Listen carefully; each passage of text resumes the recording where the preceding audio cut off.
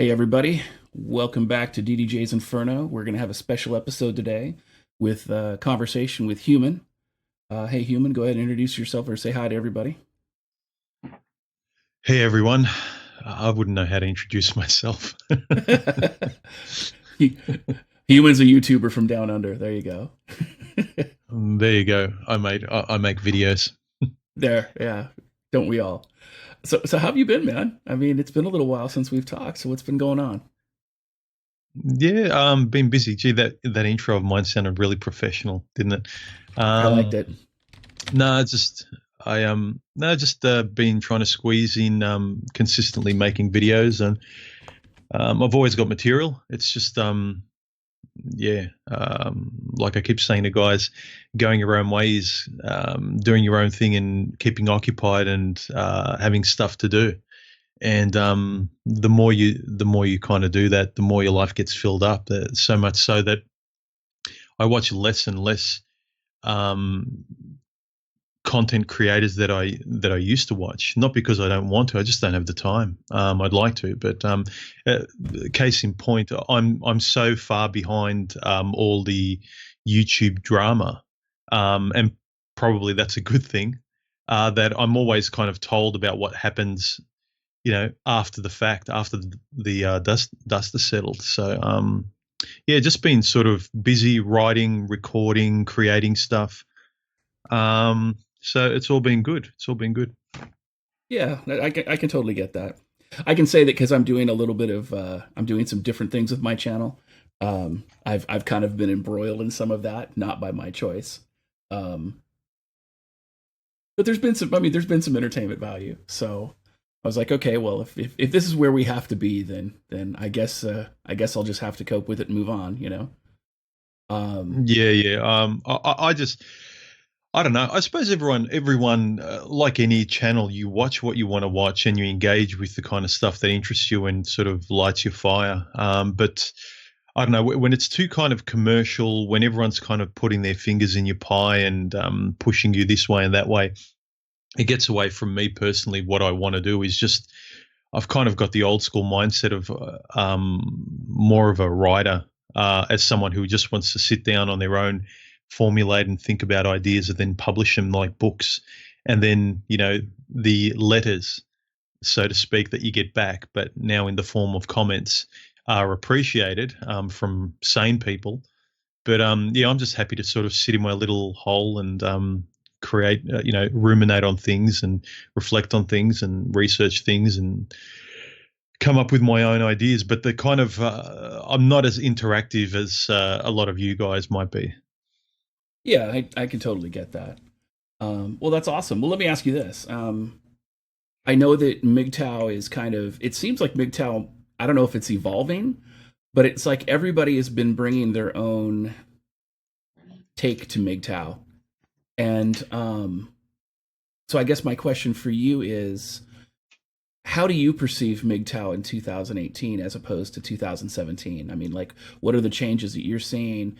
What are your observations, if any? Well, it's funny. I just uploaded last night a very short video clarifying my position on my my channel and the videos I make. It's nothing new. It's just it's just the repetition of telling people. Again, it's about the ideas, about you as an individual, how it's going to help you. It's not about the group per se. All is these individuals coming together and recognizing that these certain sane and helpful philosophies and ideas make sense and that can help you. Um, and so, how it's differed from last year compared to this year, to me, it's doesn't bother me. People change, and so why wouldn't the tide and the wave change of all these millions of people? I don't know. It's a hard question to answer. Again, I'm interested in the ideas that individual people, whether they make content or they respond to content, I'm interested in their thoughts rather than a group or a trend. because trends are fads. They change. People always want something new. It's kind of this shopping mentality that I've mentioned in some of my videos. And not to say it's a trying to shame guys and saying it's a female based thing, and guys you shouldn't attach to.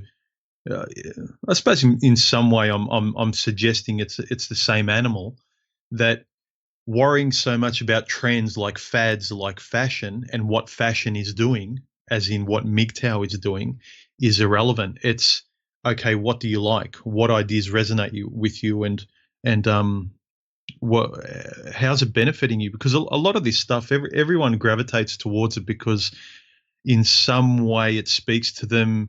Little light bulbs go off. They understand things about themselves. They understand fuck ups they made. They understand how they were screwed over, and that understanding starts to lower the bubbling and the pressure that they've got inside them, the anger. And then all of a sudden, the understanding lowers the flame underneath the boiling kettle. And then they come to kind of realize what the world is, what female nature is, what their nature is, and why they acted unconsciously and did the stupid things they did, and didn't look before they jumped off the cliff. And they're the good things. But in terms of, you know, what trends do. Again, I always try to remind guys in my videos, it's about you. It's about the ideas that you internalize. And yeah, you're always going to change and adjust them. But it's about the ideas. Yeah, the bucket the ideas come with doesn't really mean much to me. It's funny. If that all makes sense. Yeah, it's funny you mentioned that. The reason I'm asking is because there are people out there that they may not understand the MGTOW philosophy. I mean, it's going your own way. It's not going everybody else's way or going together as a herd. And MGTOW is a very much of at least to me, it's a very much of a community of individuals doing their own thing, and we just kind of cross paths occasionally. Um, and I agree with you wholeheartedly in that I think that there is um, there should always be this idea of understanding female nature and putting yourself first and saying what's in it for me and what kind of investment am I getting back when it comes to any kind of interactions with women. And the reason I say that, and I should say the reason that I asked about MGTOW in 2018 is because, again, I think that it continues to grow as more and more men wake up to female nature. MGTOW continues to grow as far as more men are waking up, more men are realizing female nature, more men are figuring out maybe I need to focus on myself, maybe I need to focus on things that give me a good return on my time investment. And since time is a non-renewable resource, maybe I shouldn't waste that, or waste my money, or waste whatever other resources I may have on a woman who's not really going to appreciate it. And I think those things are extremely important. Go ahead. Yeah, but I was going to say that all of that stuff is the juice and the essence of all the great stuff that people gravitate towards, the ideas and the knowledge therein. But again, just the kind of the focusing on the bucket, the container that holds all the MGTOW ideas. It's a double-edged sword, because your enemies, your detractors, all they'll do is want to poke holes in the bucket and leak all the valuable stuff out of it. They want to destroy it that way, Right. which is why I try not to abbreviate the description, because I mean MGTOW is a verb. It's a doing word. Right. It's Exactly. not a group. It's not a t-shirt. But to me, it's I for a while distanced myself from just saying the abbreviation, because the ideas are the important thing. And here's the thing where I don't want there's a small part of me that will sort of be sympathetic to the abbreviation anyhow, because it's the new guys coming in that are hurt, they know nothing, and they've been given the small little light bulb, and they've been given the gift of somewhere to go and how to think for themselves. via all these ideas and philosophies, that I don't want to throw them under the bus because they're the newbies. And unfortunately, your enemies and your detractors and the left, they will grab hold of them and say, "Oh, so you're a MGTOW, are you?" And they know they're just new. They know very little about it. They haven't sort of internalized it. They haven't gone past the rage. They haven't sort of calmed their boiling kettle of misunderstanding and anger towards women and anger towards themselves and shame and all those kind of destructive and negative things that don't help a person at all. They're the newbies. And so you get the leftist putting them up as the poster child or interviewing them as what is this MGTOW group you're part of? And they don't know any better. It's not really their fault, but that's the double-edged sword. Whereas the further you go along, and if someone asks you, which they don't, you never get the left interviewing someone like Stardust Right. or anyone who's sort of internalized and even moved far beyond it, that they barely even use the term because they know who they are. They don't ask them. No, they ask somebody who's just been heartbroken, divorced, and has every right to be pissed off, and he's searching for answers and has found the door to walk through that has got this abbreviation on it. And there's this flood of helpful information, and they can breathe again. And when they're interviewed and talked to by by the left and by the enemy, they basically let it all out, and they're passionately sort of, they might be swearing, they might be pissed off, all these kind of natural release valves that come out, and they're not the I was going to say they're not the best poster child for men going their own way, but they're the most potent in terms of verbalizing, or in terms of volume, if you want to say. So Well, sure, there's sure, that because sort of they're two-faced excited. thing. Yeah, they're Yeah, excited. exactly. They're in the honeymoon phase of MGTOW. They've just discovered this thing. They've just like, I've arrived, I'm home, and so they're excited and they want to tell everybody about it. Just like a little kid who's got a new toy. You want to brag about it. And I don't mean to Yeah, belittle the newer people that are there by saying that, but it's the same level of enthusiasm. So I totally understand where you're coming from. yeah. If anything, not that I want to big note any of the more mature content creators, but if tell them about yourself. Keep repeating MGTOW's not a group. If you want to know what this philosophies are, point them to the more mature content creators that have been around for a while, Right.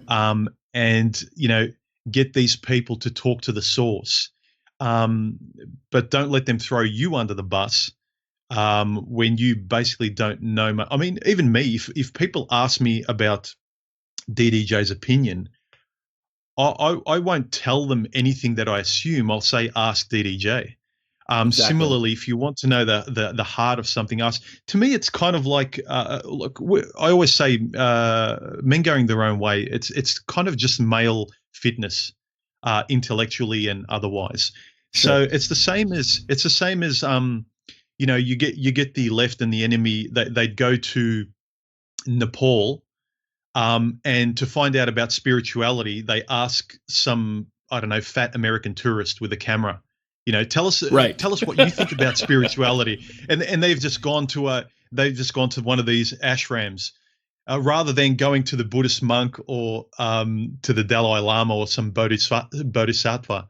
Rather than going to some really high spiritual leader, like, no, we don't want to go there because they'll destroy that They'll we'll destroy be a us. fish out of water. Yeah, Right. we'll be a fish out of water, and we won't understand them. Let's ask a pedestrian that we feel superior to, that knows almost nothing and is vulnerable to boot. So we've got power over them, and we can. Do you know what I mean? Well, You it's don't funny. go It's to. yeah. It's funny you mentioned that because so like I streamed with somebody who shall remain nameless, who invited me into a Discord server recently.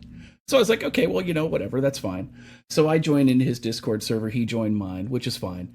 Um, and then while I was there, there were a bunch of people in their voice chat and they apparently were taking shots at some like a brand new MGTOW, a kid who was 18 years old. He's fresh faced and brand new to the philosophy and brand new to the idea of going his own way, and they were just taking shots at him.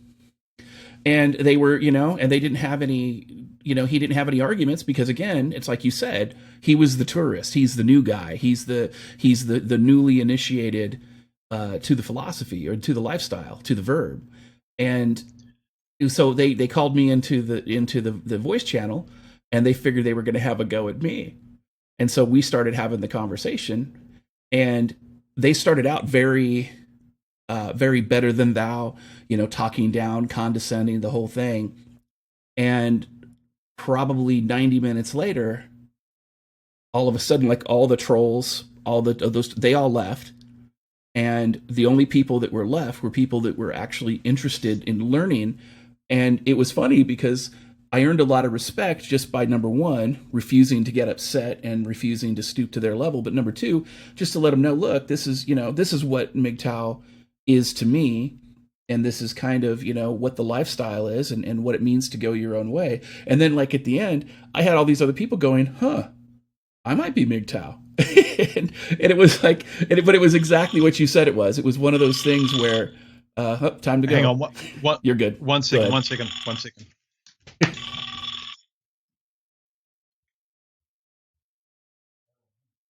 Apparently HuMAN's got to go and disarm a bomb. So now we know. Guys, for those that have just arrived, I'm doing kind of an impromptu chat with HuMAN. We're just kind of talking about stuff. We're going to have a Q&A session at the end of the stream. If you're on a PC or desktop, or you're on a Twitch TV, you'll see little Bukkake choke slams. You should be able to redeem those to ask questions with the little question box in the lower right-hand side. If you're on a mobile device, you can ask questions during the Q&A session. Type in a question, put it in brackets, and then direct it to either myself, DDJ, or to HuMAN, and we'll do our best to answer those questions as time allows. Again, I appreciate everybody in the box being here. Oslo MGTOW, good to see you. Broccoli, good to see you. Plumber, thanks for showing up. Also, kind of an update while we're waiting for HuMAN to get back. You'll notice that I reduced the MooBot level, and I reduced the timeout time on the chat so people can chat more often. I've noticed that the majority of the spurgs have gone, so I've been able to open up the chat again just to make sure that happens for everybody. And then I think it was Jay Money, I think it was. You had a question while we're waiting. Go ahead and ask that question again, and we'll go ahead and I'll do my best to answer it if you're still here. Oh, hey, Cassie, how you doing? Really? That's where we're going there, Broccoli? Okay. Hey, man. Well, sorry about that. No, you're good. I just was doing some housekeeping while you were gone. I told him he had to defuse a bomb, so it's fine. So I mean, the point was the point I was trying to make was that, the first thing they did was they found a brand new MGTOW who was, he really didn't understand what was going on. They brought me into the channel. I educated them, and then at the end, of course, you have to get through the trolls, so that's fine. And then at the end, all of a sudden, all these people thought that they might have been MGTOW, and it was pretty amusing. But yeah, I mean, you're absolutely correct. I mean, they do go for the pedestrians. It's like when they write news articles about MGTOW, they go for the lowest hanging fruit. Yeah, it's. But what can you do? Like I said, it's like the art of war kind of thing. To infiltrate, you go for the newbie who's in the ammunitions bunker, and you get in that way. You don't go and try and talk to the general. Right. So people will do that. Hang on a minute, I have to. That's fine. I'll hit some of these questions while you do that. Go for it. Sure, cool. All right. So first question is from Alan Now. Question: was thinking of printing out your book DDJ and spreading it around my feminist university. What do you think about this idea? I think that it would end up looking like trolling, and I think it would end up creating more problems than it would solve. The idea of my book was to help people who want to read it rather than trying to force it on those who don't. I mean, yeah, it might be a hilarious way to troll people. And you can, I mean, if you wanted to purchase a hard copy of it, you can get it on paperback as well. So, I mean, it's amusing, but I don't know, maybe print a picture of the title and then, put it up in your thing and say, hey, here's where you can buy it and use it as an advertisement. That might have some more entertainment value and will probably trigger people more than printing the entire book.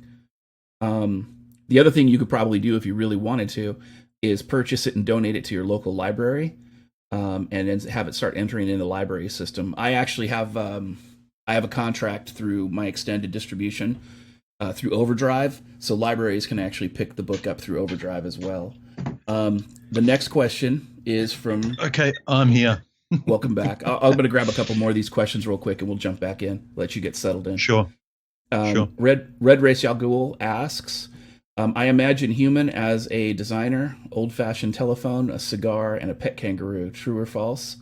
I would say that's probably a definite maybe.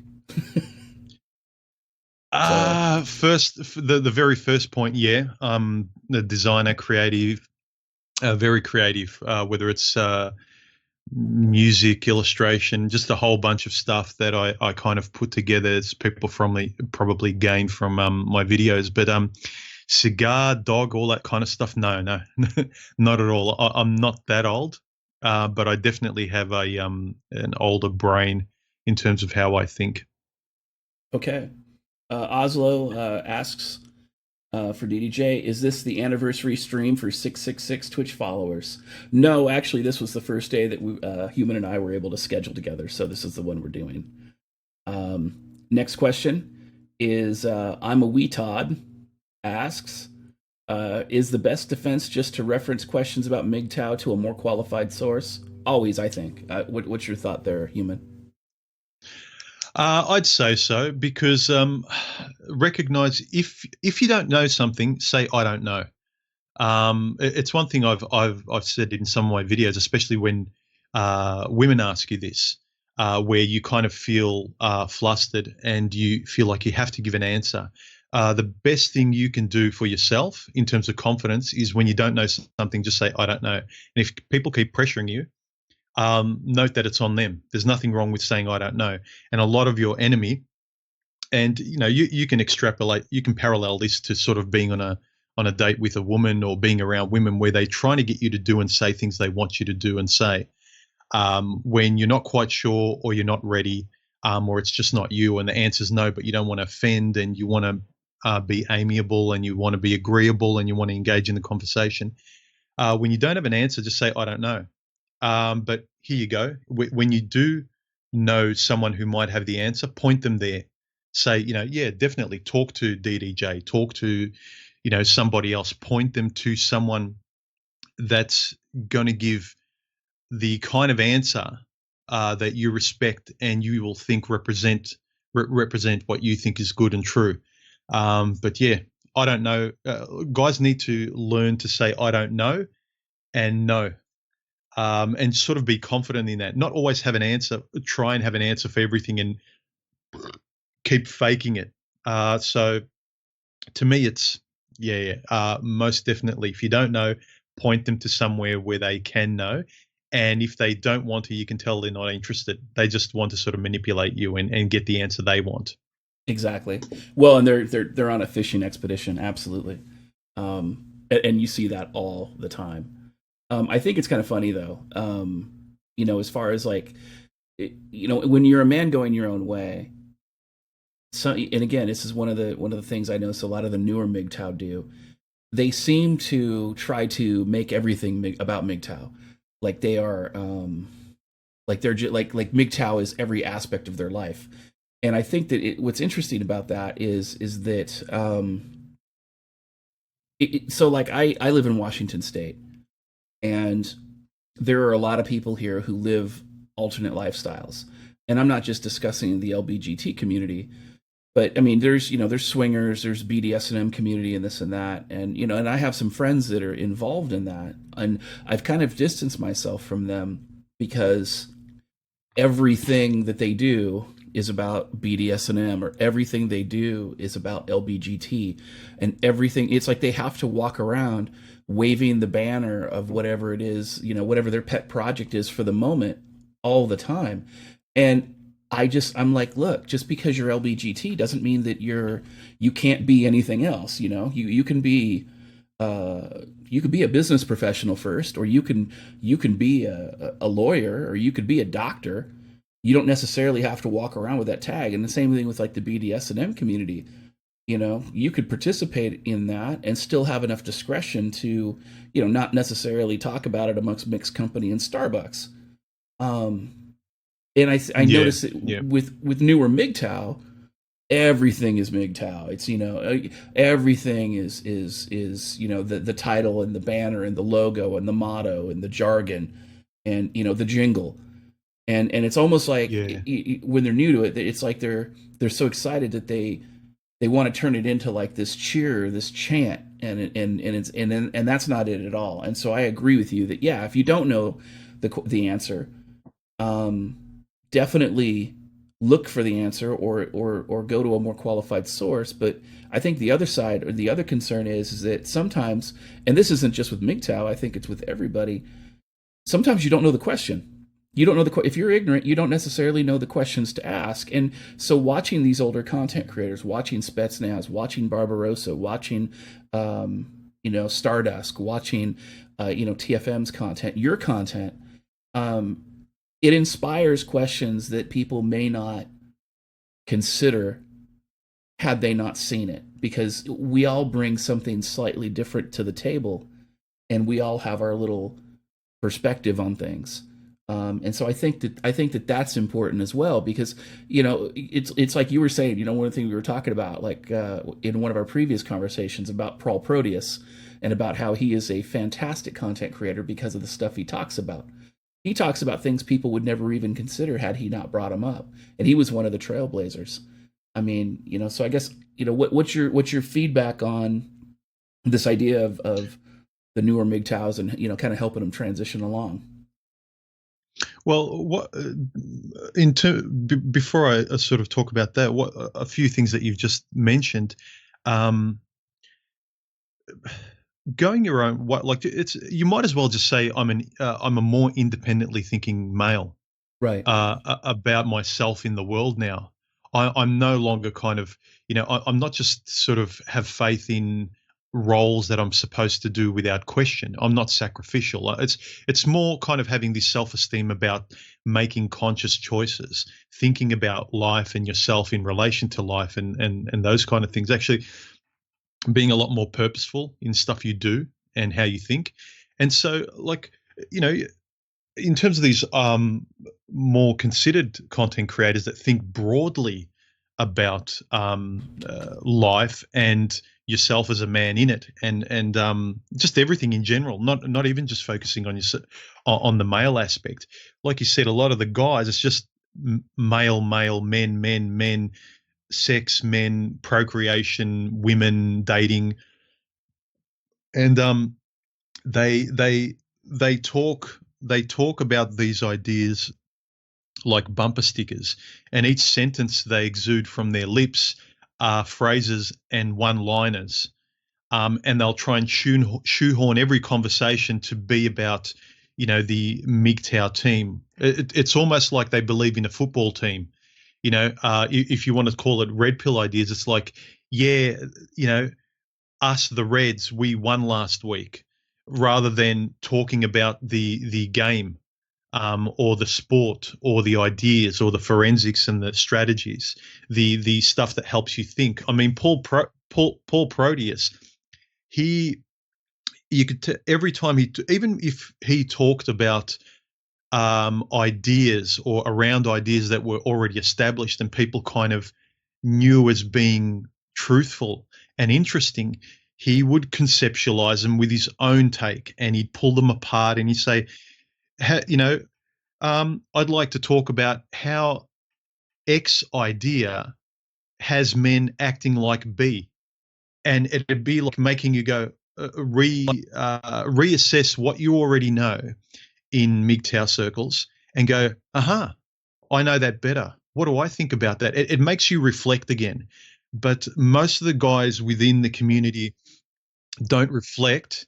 They keep chanting the mascot's theme song. They keep chanting one-liners, and they don't move anywhere. They're still sort of at the door, pissed off. They might as well just all be PUAs or TFLers or annoyed at their ex-wife, and there's no learning, there's no moving forward. And even the acronym itself, it says it involves action. It involves the word. It says you're going your own way. You're moving forward. You're moving on. That moving on aspect is that small kernel of why I don't want to throw the acronym under the bus completely, because and why I keep referring to it as going your own way rather than the T-shirt capital M MGTOW that the newbies and your enemy like to use to disparage it. To me, it's the concepts, and then getting into them for your own sake and understanding them. Not just acknowledging the terms like male mother need or Briffault's law and all that kind of stuff. They're great foundations, but what are the concepts you have on top of them? How do you understand yourself on top of them? It's not how the group understands anything. Who gives a shit? It's not this Exactly. online. It's not an online joint video game that we all kind of get into and play a team video game with. It's not that. It's this weird form of communication now online where we can talk like this, whereas before we had to write emails or letters or essays or blogs, make a cohesive thought, publish it, and then someone else would have to do the same by introspectively thinking about what they think. But now we can just keep firing bullshit at each other without having to be better people, without having to understand ourselves better, without having to understand ourselves in relation to our relationships, whether it's with the opposite sex, whether it's with our boss, whether it's with politics, whether it's with our role in any of those things that I just mentioned. That's the juice of what going your own way is. It's what, all right, I'm embarrassed and upset and pissed off about how I had my eyes closed before in a previous life. And now, in this refreshing new rebirth, if you want to call it, of the way I am after I've taken the red pill or whatever you want to call it, now I've got the light switched on all the time, and I'm conscious, and I choose my words and I choose my actions. And when I see a person or a construct kind of pushing me like they used to, and my knee-jerk reaction or my biology is telling me to move in a certain way, and I'm going, that doesn't work for me, because I either don't have the strength or I know it's destructive for me personally, and I don't want the results of that knee-jerk biological response. I want to consciously live this way, and the more and more I consciously do it, the better my life is. That's the kind of stuff going your own way is, and internalizing this stuff. Not kind of, I've got the Cliff Notes book of going your own way and I keep it in my pocket, and I go online and I turn to this page and I just keep rolling off one-liners. I've got the cheat codes at the back of a book. It's not that at Right. all. Right. It's kind of, Well, I it's, mean, it's, I mean, doing those types of things, I mean, turns a person into a pseudo intellectual. I was having this conversation with somebody the other day, and we were discussing about the difference in communication styles between people who actually understand a concept and they internalize a concept, as opposed to people who are just repeating somebody else's talking points and they don't understand why those talking points existed or what inspired those talking points to begin with. And more importantly, they've done no introspection, they've done no consideration, they've not rolled this around in their head. And it's kind of hilarious too that we're actually even bringing this up, because there's a phenomena on the internet now called internet blood sports, where basically it's like the online version of daytime drama like Jerry Springer. And many times, and YouTube content creators have now started calling some of the people who participate in this out, because a lot of the people who are participating in these blood sports, what they're doing is they're shouting other people's talking points at each other, and they're not listening to the other side. They're not coming up with any well thought out arguments or considerations. And I mean, and there's some that are, but many of them are not. And so at the end of the day, rather than having meaningful communication back and forth, they're just shitting out pseudo intellectual things that neither one of them understand, and they both end up looking silly at the same time, and it creates a huge level of unnecessary drama. And I agree with you wholeheartedly. I think that when it comes to people, especially for newer MGTOW or men going their own way who are attempting to understand the philosophy and lifestyle, or even people who aren't, who end up watching this stream later on, um, think about the concepts, think about the wherefores and the whys, and especially those people that they go with the default, like you said, the cheat code. They go with the default. Oh well, you're just a Cheeto dust covered, neck bearded virgin living in your mom's basement, and Yeah, they're all quotes. Yeah, they're all yeah, cliche quotes that are flying around the men's circles. yeah. So I mean, it's just one of those things that I think that it's important to really focus on, and really just deal with. Look, um, it just made me think in terms of framing the mindset of what it is to go your own way. Think of it this way, guys. If this stuff speaks to you, um, and I don't want to tell anyone what to do, but it's the difference between, we can read books and enlightened authors and thinkers. I can quote Friedrich Nietzsche and say, something important like that is MGTOW-esque. I can say something that I can quote him and say his quote, "He who cannot obey himself will be commanded." Right? right. That's one of my favorite quotes of his. But what going your own way means is that if Friedrich Nietzsche speaks to you, if TFM or DDJ speak to you, not that I'm, paralleling, Nietzsche and any of us, but if the authors of the ideas and philosophies and channels that have spoken to you, like some of us have, and things like the quote I just described about, if you he who cannot obey himself will be commanded. If you don't want to author and be a writer like Nietzsche, like content creators, if you don't want to create and author your own life and become a similar kind of author and travel down those ideas yourself, you can't spend your life quoting Nietzsche, quoting Dostoevsky, quoting TFM, quoting HuMAN or DDJ. That's not going your own way. You just have a whole bunch of books and you're talking to people with quotes of others. Direct them to those people who are more enlightened if you're not sure. But you cannot go your own way by simply quoting Nietzsche or Dostoevsky. You have to internalize their quotes and become your own author, become a novelist yourself and author your own life. And that's what I just realized when you were mentioning all this stuff. You can't go your own way by quoting others as your sole lexicon, moving forward and talking to others. It's almost like you've discovered these authors, and these online creators and men going their own way, and you're excited. They're mentoring you, but you need to start authoring your own life and speaking and verbalizing and mulling these things over. So then you come up with your own ideas that after a while you go, hey, you know what? I'm thinking like these guys without even thinking it, and it feels great. I get what they're talking about.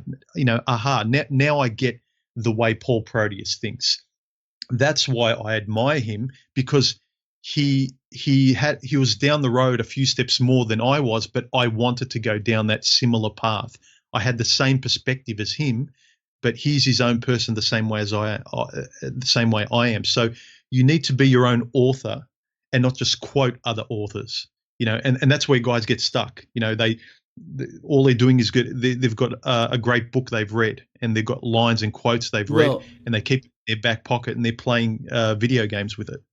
yeah, and I think it's funny you mention that, because I think Paul Proteus is a perfect example, and one of the reasons that I respect him as a man going his own way and a philosopher is that he takes the knowledge that he's learned, again, the quotes, the reading, and he applies it to his own life. And like when I got my first black belt, um, you have to, it's repetition, right? So you're learning techniques, you're learning moves. You have to demonstrate practical application of those moves. So there's a sparring session. But one of the most important things about the style that I took was that we had to create our own kata. We had to use the knowledge that we gained in the style and had to create something unique and apply it in our own way, all by ourselves. And we couldn't just repeat the jingles. We couldn't just repeat the quote. Or like children, when parents ask their kids, well, have you done your homework, the appropriate answer is yes. If oh, what are you going to do after high school? Oh, I'm going to go to college. I mean, we as a society, we're trained to answer correctly when it comes to these things, but we're trained to answer correctly for what people expect or what their expectations are of us, without ever understanding what our expectations are of ourselves. And so having that application and being forced to, before I was able to get my black belt, being forced to have to create that kata myself from scratch and apply the principles of the style, shows a level of personal knowledge and practical application that just simple repetition wouldn't do. And it's the same thing like with Paul Proteus, is that you see, like you said, there's many MGTOW content creators where they will talk about the same type of wisdom that everybody else talks about, but they apply it to their own particular life in such a way that makes it unique and it makes it resonate. And I think that that's absolutely awesome, because then again, you go from turning into, or staying as a pseudo intellectual, or is just somebody who just runs around and says hashtag me too, and you actually become your own person, you become your own man, and you start finding meaning in your own life in your own way. Yeah, exactly. And you can see with Paul, if you watch his last few videos, he gradually just went his own way and he started traveling. He Right. went to Japan, and now he's kind of he's moved into living his own way, and he probably sees no need to. He made videos and he lived his life. Still lives his life in accordance to what he just feels like doing, as a self-determined guy. Yeah, I selfishly would like him to keep making more videos. But again, Exactly. I make videos because I enjoy the process a lot. If I wasn't as creative as I was, who's to say that I probably wouldn't be producing as many videos? I wouldn't find the need. I actually enjoy the creative process as well as having a fair few things to say. So I have material to be able to kind of enjoy the process of creating. So that's the kind of the confluence of a few things that go together to sort of for me doing what I do. But if you go your own way, you don't need to stay connected to any group. All it is a door and a library of information that you can sort of borrow and use and return, and then never have to visit it again if you choose, or come back for refreshers. Some guys feel like it's like keeping a muscle strong, because it hasn't become a reflex or a knee jerk reaction. So they have to keep revisiting the ideas a lot more, just to kind of get them embedded more. Some people need a lot more training than others. But then sometimes it sort of gets so internalized that it doesn't really affect you anymore. You're completely unplugged. So it's almost like for most guys, going your own ways is continually unplugging. So it's not, people think it's, like the Matrix, you unplug once and that's it, you can't go back. But the reality is that you're continually unplugging until the cord gets so far away that you're completely free. The trap is you think that it's, you've unplugged the cord and that's it, you're free. You can't be plugged back into the Matrix, but it's absolutely not true. The cord is continually plugging back into you, and it's this learning these ideas is continually unplugging the cord, unplugging the cord, unplugging the cord, until you move so far away that the cord is out of reach. The matrix can't plug into you anymore. Right. I would agree with that wholeheartedly. So let me ask you this. I've noticed that as society continues to drive more men to go their own way, um, what are your thoughts on just how society has impacted the male female relationship, let's say in the last year? Oh well, look at the terrain with the whole Me Too and the female hysteria. I mean, men can't even breathe now, otherwise it's offensive. Like they've burnt their. I mean, I've did a few recent videos about women burning bridges, and because of the internet, you can't hide it anymore. You know, a you could have most women acting the same way before we were so connected like this and be able to share information. You could have women just acting the way they always generally did, but now they're actually given power to sort of do it and reward it. But say before, women did it all the time, but you in your isolated little bubble of your marriage or your little village, you thought, fuck, I was the only one. Look at how my life fucked up. I guess I didn't do, it was my fault. I wasn't man enough. Um, I couldn't do X, Y, or Z. And so you weren't informed that about nature. You weren't informed about society, but now guys are. But now it's so overt.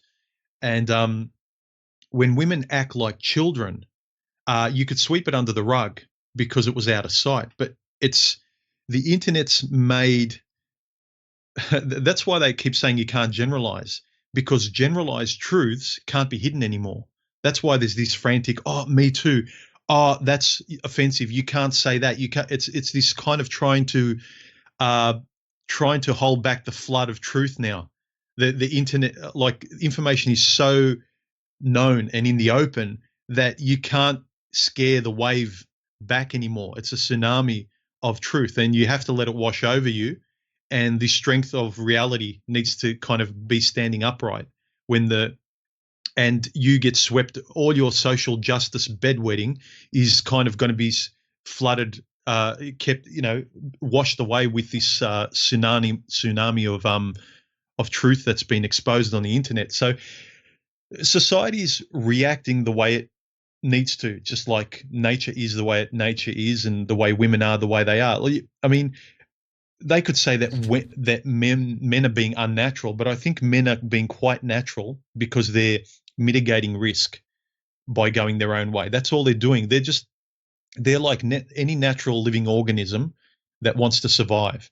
And because survival has become really important because the laws and women are so hysterical, so punitive, and so childish that you can't even give an opposing viewpoint.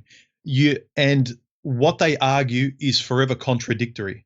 So you can't say women are angels. Let me put it a better way. You can't say for instance, in movies, you know, why are women only sexualized as vixens, and they're only typecast as one basic role, but then at the same time, you don't allow women to be villains. You know, you've got men in a broad spectrum of life being able to take up various roles, various archetypes. They can be villains. You know, they can be on one end of the intellectual spectrum, even not not that they need to try, but naturally, nature allows men to Exactly. be nature allows men to be idiots and sociopaths, or on the other end of the spectrum, geniuses. But women are quite naturally in the middle, and they're safely in the middle.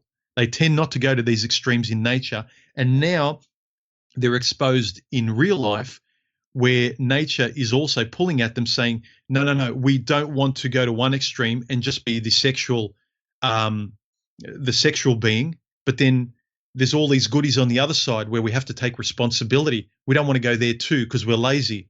And so they keep straddling contradictions in the middle rather than saying, yep, women can be assholes, and women who earn their place and try hard enough, they can be geniuses too. But we'll let voices be heard. We'll let the truth be told. All we'll do is push back physical violence, but we'll let the honest truth come out. We'll let people speak the way they want.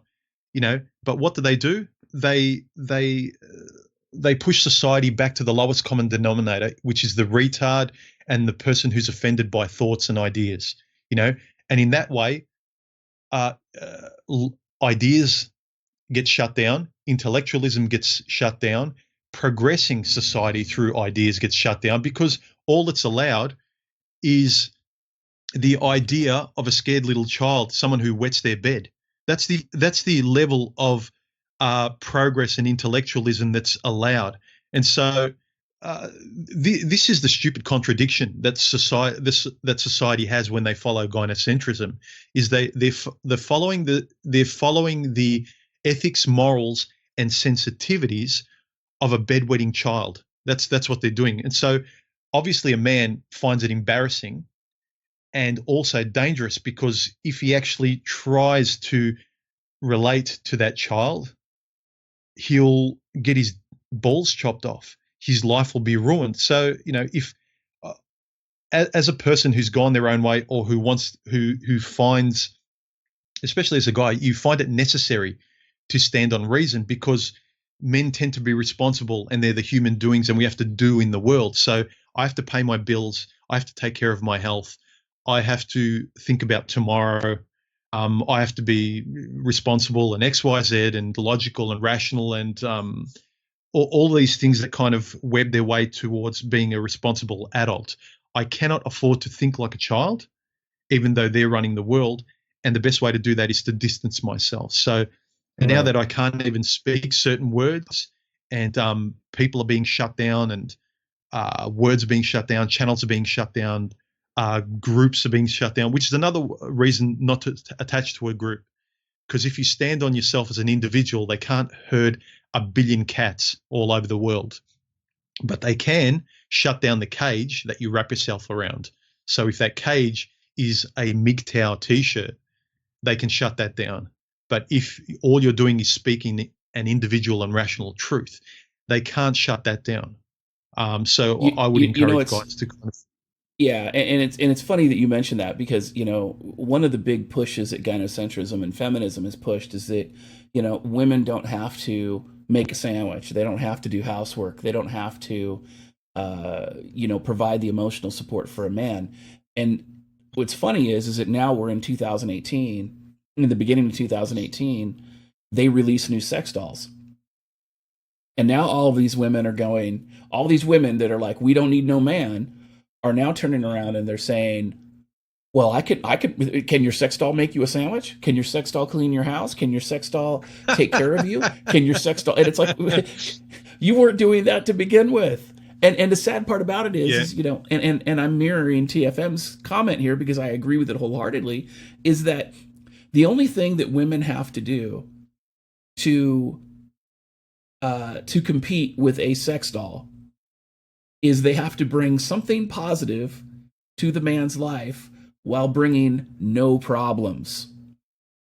Exactly. And that seems to be the impossibility, because again, and these strong women are like, well, can a sex doll do this? Can a sex doll do that? And it's like, well, no, but neither do you. So why is it that you're bringing this up as some sort of, claim to fame, if you're not going to do those things either? And it's funny, because again, you bring up very good points with, the hashtag Me Too witch hunts, the Title IX false accusation epidemics. And then of course everybody knows how bad feminist saturated family courts are everywhere in the world. And you're right, and the thing about it is, I think that when it comes to the messages, if you're an individual and you're just speaking your mind on your own, and you're going your own way, and you're not a collectivist, it's going to be really hard for them to silence you if you're just like a random guy. And you look at, like, for instance, Sargon, I guess this morning was locked out of his YouTube channel because they just locked his account down. And really? Yeah, it happened this morning. He actually posted on Facebook about it, and Breitbart News did an article about it. They actually were talking about how, so apparently YouTube has gotten a bunch of new trusted flaggers, and what trusted flaggers are is they are people that YouTube relies on to flag video content. And basically what they're doing is one trusted flagger can mass flag a video or an account and disable it. So basically, they're like YouTube's botnet. So they run their own little Yeah. private botnet, and they are able to just drop these accounts left and right. And the problem that you have is that the people that YouTube has identified, or the people that have been identified as trusted flaggers, they're people like the Southern Poverty Law Center, which recently designated people who speak out against differences between men and women as hate groups, like A Voice for Men, which is very egalitarian and very, it's not only men's rights, but it's very egalitarian. They've been labeled as a hate group by the Southern Poverty Law Center. And a lot of these feminist organizations who just absolutely hate men have become trusted flaggers. And so what Google has done and what YouTube has done is they've allowed these people to start witch hunting people everywhere, and it is ridiculous. And again, recently Twitter did a big huge lockout. They dropped President Donald Trump. He had 45 million followers on Twitter. There was a video that showed that his video account, or his follower count, dropped to like 4,000, just over 4,000, and was like that until people noticed it. Then they said something about it, and then they restored all his followers. But what they were doing is they registered many of them as bots, and then they locked them out of their accounts. So the deplatform is real, and this idea of this witch hunting is absolutely real. But I agree with you wholeheartedly. If you go your own way and you try to avoid labels where you can, and you just live independently for yourself, and especially if you're a content creator and you're creating your own content based on what you think is the right message, then yeah, it's going to be a lot harder to silence your views, because they can't just pigeonhole you into one area or another. So that, I agree with that wholeheartedly as well. Yeah, because that's why I keep saying in my videos, to resist the group think. Think for yourself. Don't be part of a group. I talk about MGTOW ideas, but there's ideas within that community that I think are valid, and I'm simpatico with them. But but gynocentrism can't exist without deplatforming anything that doesn't align with gynocentrism, because the mechanism runs under gynocentrism. Right. You can't take out a big cog, which is men. You can't replace men being sacrificial animals with the cog of men not turning in that machine until you give them some commensurate compensation. The machine stops. And so they'll get rid of all the avenues of free speech, of enlightened thought that is quite rational and true. I know for myself, I don't project any kind of hate. I might turn the volume up to be sarcastic to get my point through, like I mentioned, like a comedian does, Sure. to make you laugh and notice the obvious truth of what I'm saying. So I crank up the volume to be a tongue-in-cheek kind of thing. But if they're just deplatforming gynocentrism, we can't understand it, because as men, that you need to be a mature and rational adult to actually be responsible for life, to go to work, to pay your bills, to be responsible for your kids if you choose to do that, to take care of your health. But what gynocentrism does, the machine, they want you to eat cheeseburgers and eat fucking donuts every day, not to be responsible. They want you to act like a child, so you need the system. Right. And people say this is kind of like, conspiracy. It's not that. It's just rational common sense. Act like a child so you're more dependent. But if information is spread that you act like a mature individual adult, then you need less and less of anybody. You can be a responsible person. I can have a conversation with somebody else and live and let live. I don't need religion. I don't want to hurt anyone that disagrees with me. All of this stuff is mature and healthy, but they want you to not mull this stuff over in your head and learn and teach yourself to be better, and exercise your mind and yourself as a human being to be better, so you can be a good member of society. They want you as children, all isolated, screaming on the internet, having your bank accounts shut down, having your YouTube account shut down, having your blog shut down, your website, basically having parts of your life that you depend on and you find an outlet for to kind of connect and create with the world and share with people, have them at risk if you don't sort of nod and dumb yourself down. And after a while, people do. And look, who's to say that people like we talk about Paul Proteus, that they've gone their own way and then all of a sudden they've left all that bullshit behind and then they stumble and fall into a bear trap because they've been away from all this hysteria and they haven't learned some more lessons. And all of a sudden he finds himself in a bear trap in about a year because he's kind of gone his own way. And the machine just cranks up its gynocentrism without this kind of information pulling people back and holding them to account and asking people, hey, women and men, can you fucking be more adult about things? Do you want to get along or do you want to have more violence in the street? Would you like to, all the stuff we talk about, men, women, immigration, the hashtag Me Too, transgender, all this bullshit is just this fragmented disconnection of communities that used to work well with each other, from the most basic community of a male and female that's been broken apart to communities like within society, like through immigration and people not trusting each other. We're not allowed to talk to each other. We have to hate each other and not live and let live and, just discuss stuff. So all of this stuff, the closing down of these channels, all it does is allow gynocentrism to create chaos. All it does is create chaos. So the government gives them free money and free shit because they don't want to stand on their own morals and be a better person. And all these deplatforming and censorship stuff, all it does is make people vulnerable by being on their own and not as individuals of rational thinkers that develop into a community on their own, like men who have gone their own way, who keep resisting the group, who just want to grow being individuals, and all of a sudden you get millions and millions of people as rational individuals pushing and diverting society away from chaos into something a bit more calm and placid and cohesive, which is the way it should be. I mean, ask any parent with a child, do you want your world to be chaotic? Do you want your children and your family to be vulnerable all the time? Do you want to live with cortisol running through your bloodstream and be frantic and neurotic and depressed and anxious all the time? Or do you want a bit of calm and happiness? And all I'm trying to do, and I want more people to do, is be calmer and spread that through the world. And men and women know their shortcomings, their biology, their nature, and be able to talk to each other without saying, no, I want free shit from you. I want you to stop speaking.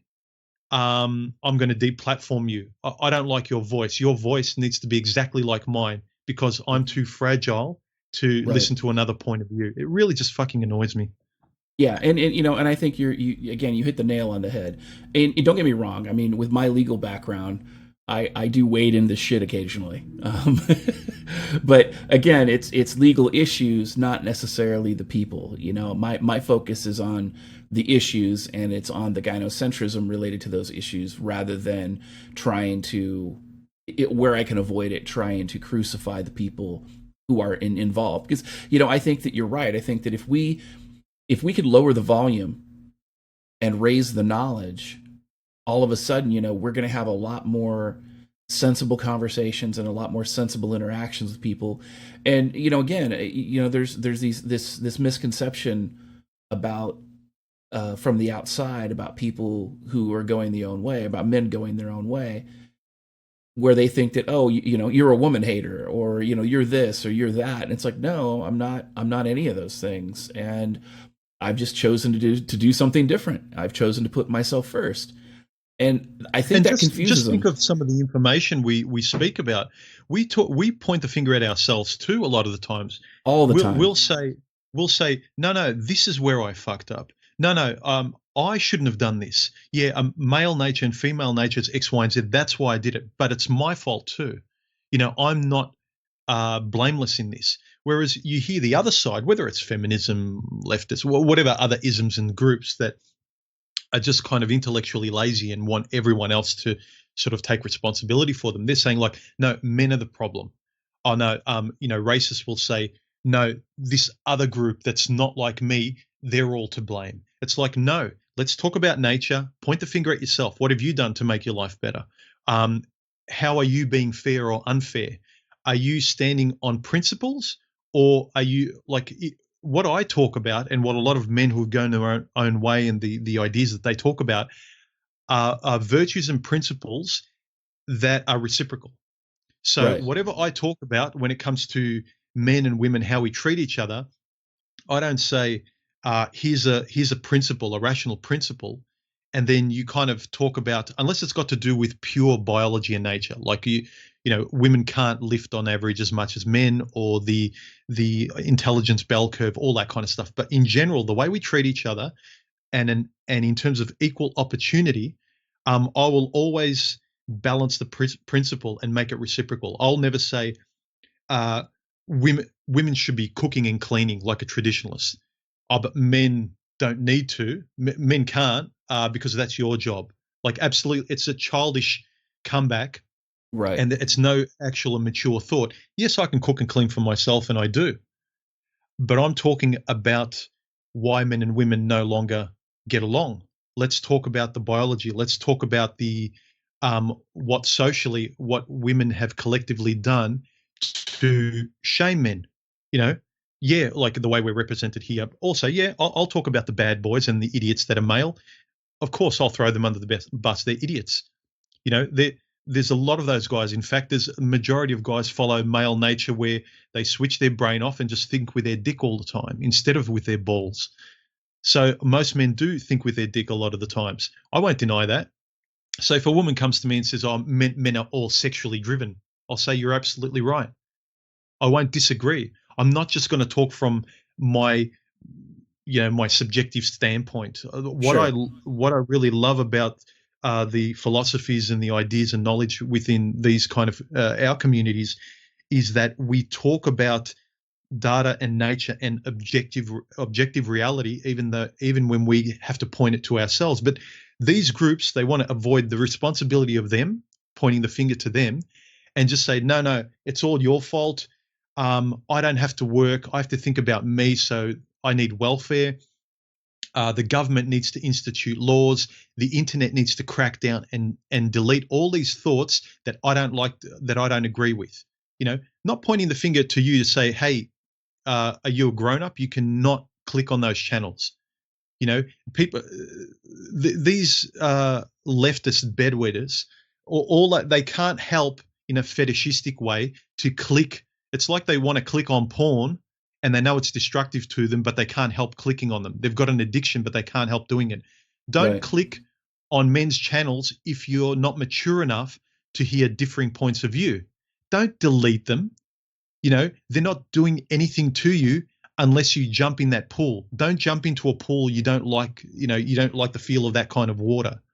So Right. this is just the complete selfishness of wanting everything your way, and you're happy to burn and kill anyone and anything. You let the world burn as long as I get my little pocket here. Not realizing the cause and effect of this. Like a lot of the women that, yeah, it's all about women, it's all about women, it's all about gynocentrism. Laugh at men, man up, and your ship is sinking. And then later on, you can't even see one step ahead of you, that if you treat men like arseholes, like, really disparage men, kick men in the balls, laugh at men. If men are in pain, you laugh at them and say, "Oh well, man up, don't worry. Like, your pain's not relevant." And then the next day, when you need sympathy, and this is what I mean about reciprocal virtues and reciprocal Right. standards. If you show no sympathy to another, yet you expect sympathy, then fuck you. Right. You're a hypocrite at that Because point. you're a hypocrite, because I don't put my standards above anyone else. I will I will talk to someone who calls themselves self a feminist, and I've had fantastic conversations. Even someplace I worked a few years ago, I was on great terms, and I had the best conversation with this older French feminist. I think she was in her 60s, but she was from that first wave that wanted to risk being attacked in the alleyway. They wanted to be free with the responsibilities. She was kind of like a Camille Paglia. But Sure. we had our debates and differences, but I could have the best conversations with her, know myself better, and see if I still stood for the things I stood for in my male point of view. That's what it should be about. Not it's all about me and fuck any part of the world that's not all about me. It's so childish. It's like me saying I love illustrating and fuck anyone who doesn't love illustrating as well. And they should all die. And any channel on the internet that doesn't illustrate and draw like I do, they should all be shut down. I'm offended, Right. because I want a community of illustrators. Anything else, I cannot bear. The world should not exist without illustrators. It's just so fucking childish. Anyway, Well, and it's rant funny. over. No, you're good. You're good. You touch on some interesting points, and it's actually kind of funny that because some of the things that you touch on are things that I touch on as well. In that, um, I don't want our community of individuals to be an echo chamber. And I agree with you wholeheartedly that the only way that we could test our theories and ideas is through dialogue with those who disagree with us.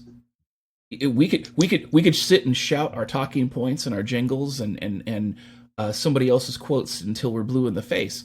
But if our goal is to understand ourselves better and to learn and to become more wise and to really fully appreciate what it is that we're doing with our lives, we have to be able to have those conversations, whether it be with feminists or be with leftists or rightists, and we have to have that dialogue. We have to find enough common ground to at least have that dialogue so we know where we stand. But more importantly, we should not be shying away from a lot of that. Like I tell people, don't necessarily avoid women, just avoid the relationships with them until things change. But even so, like Barbarossa's had a girlfriend. I know you've had a girlfriend. Um, so those things exist, and you could still go your own way. At least, if those people who agree with your philosophies could go your own way and still have a girlfriend at the same time.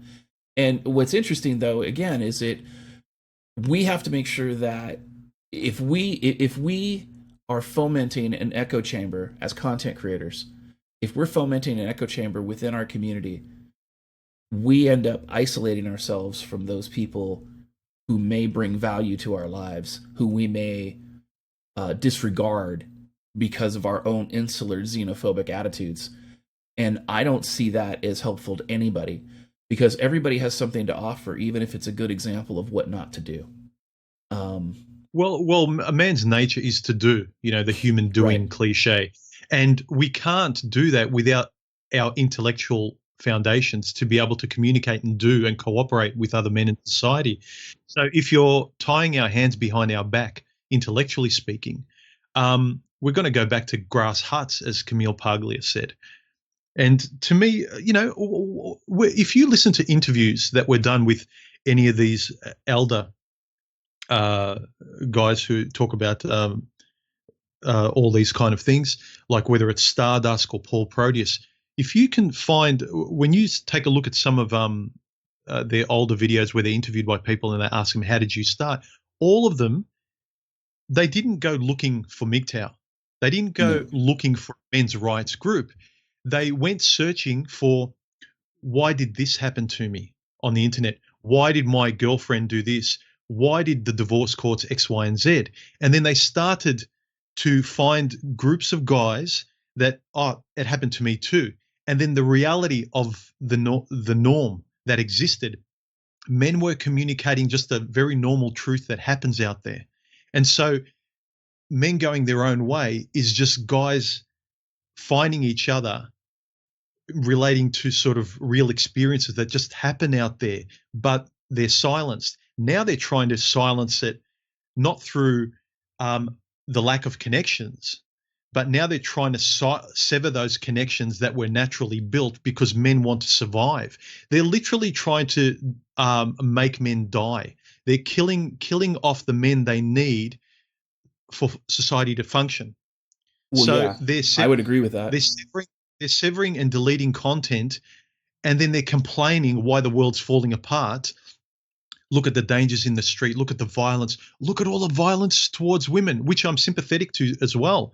But when you keep cutting the channels and communication of men who want to make the world better and deleting and censoring them, this is just the childish irrationality of most women that I've mentioned this in videos where they will throw their own men here under the bus for saying, hang on, this isn't fair. Not hateful men talking, but just men saying, hang on, I've had enough. This isn't fair. I won't do this anymore. They hate on these kind of men like us for simply having a male opinion that's had enough of gynocentrism, right? Yet they embrace men who are the most misogynistic from the other side of the planet. They bring them here, like Sweden, like anywhere else, and they're abusing women in the street. And a recent poll showed that something like 50 to 70, 65% of women in Sweden are afraid to go walking in the street at night. This complete disconnect from what you promote and what you censor. It's kind of like the dichotomy of women picking the bad boy and then being the poor me of, oh, I can't believe he abused me or he was an arsehole. It's this going towards your unhealthy fetish rather than being responsible and picking the right kind of guy, letting the right male voice speak. I mean, why do you think Trump was elected? Because the left scene in America was getting so bad that even people couldn't stand it anymore. You have to put bread on the table.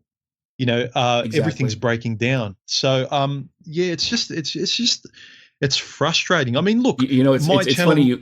My channel, like, it's shut down, and I don't know. I don't care. I don't know if I'll come back if it does. I might, but I mean, if they keep pushing you back, you'll succeed in cutting off any male voice, and to them, it's annoying because they think that automatically, because I speak pro male, that I'm necessarily against the female. I'm not. But why is anything that's for my survival? I want to live too. I don't want you to die. I don't want you to die. I don't want violence, but I would like to breathe. I want to live. But if I'm for me, then automatically I need to be killed because I'm anti-women. It's like women need to be a virus that spreads all over the world. It has to be completely gynocentric. And as the world's becoming more gynocentric, women are unsafer. They're frightened. They're getting more and more abused. They can't survive. They're dying with their cats.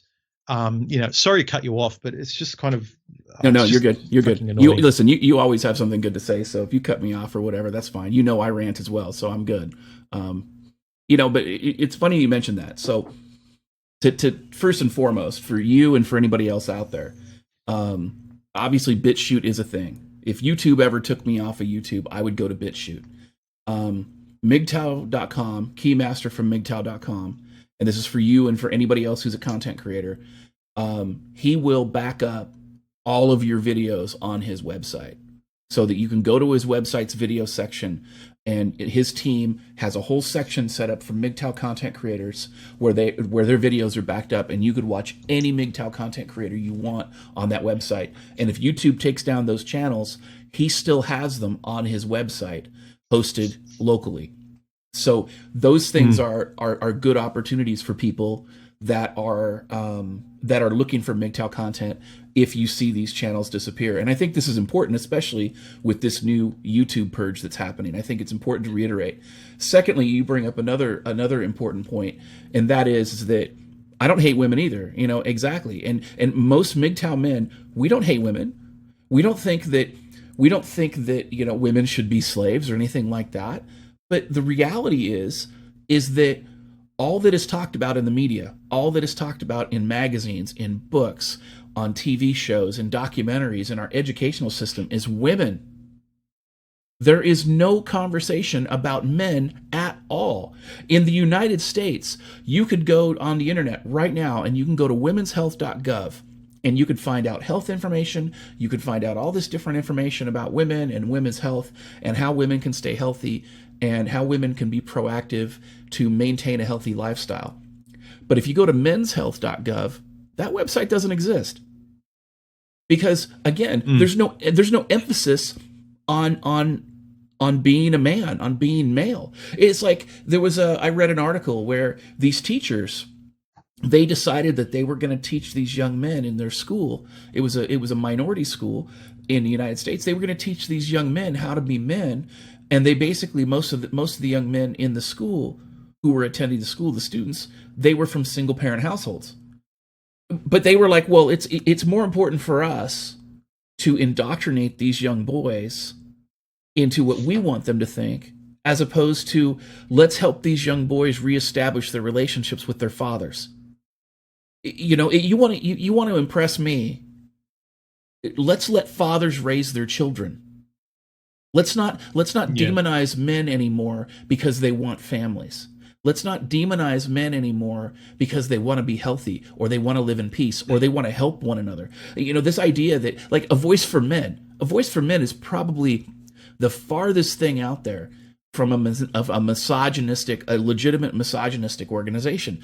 All they are there for is to help men. They're an MRA organization.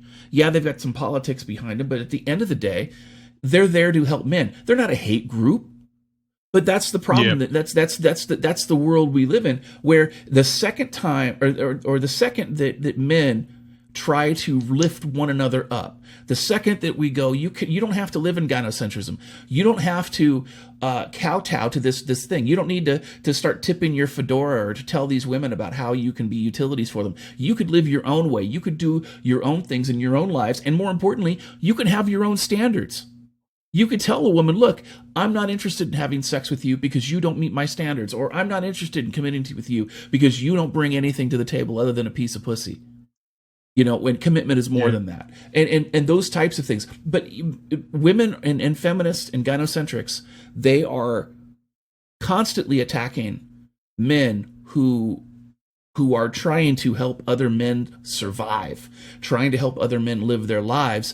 And again, they're reframing helping men as a hatred of women. And that is absolutely opposite of what both the verifiable facts are and the observable reality. And I think that, like I said, I think it's absolutely crucial, because the reality is that if men don't help one another, you know, we don't live in a society anymore where we have multi-generational mentorship, you know, where grandfathers mentor sons. We don't have that anymore because the family has been broken down thanks to gynocentrism.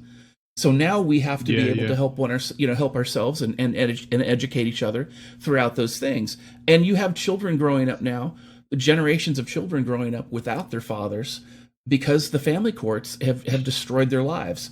So, you know, at this point for me, you know, that's my focus, is like, don't worry about what our opinions of women are, because we don't hate women. None of us do. Well, very few of us do. And but those of us who don't, you, me, TFM, and many others, you know, don't attack us because we've decided that we want to help men. And I'm not talking about men's rights or being political. I'm just talking about living life, you know, like being healthy, being fit, exercise, educating yourself, learning philosophy, and being happy and content with yourself and where you're going in life. Those things are noble pursuits. They're not a hatred of women. But you know what they come back with, and I've had it recently on some of my videos, especially my older women, the most popular video of mine. Sure. For some reason, it attracts a lot of sort of offended so-called females. Is that the expired lottery ticket? Yeah.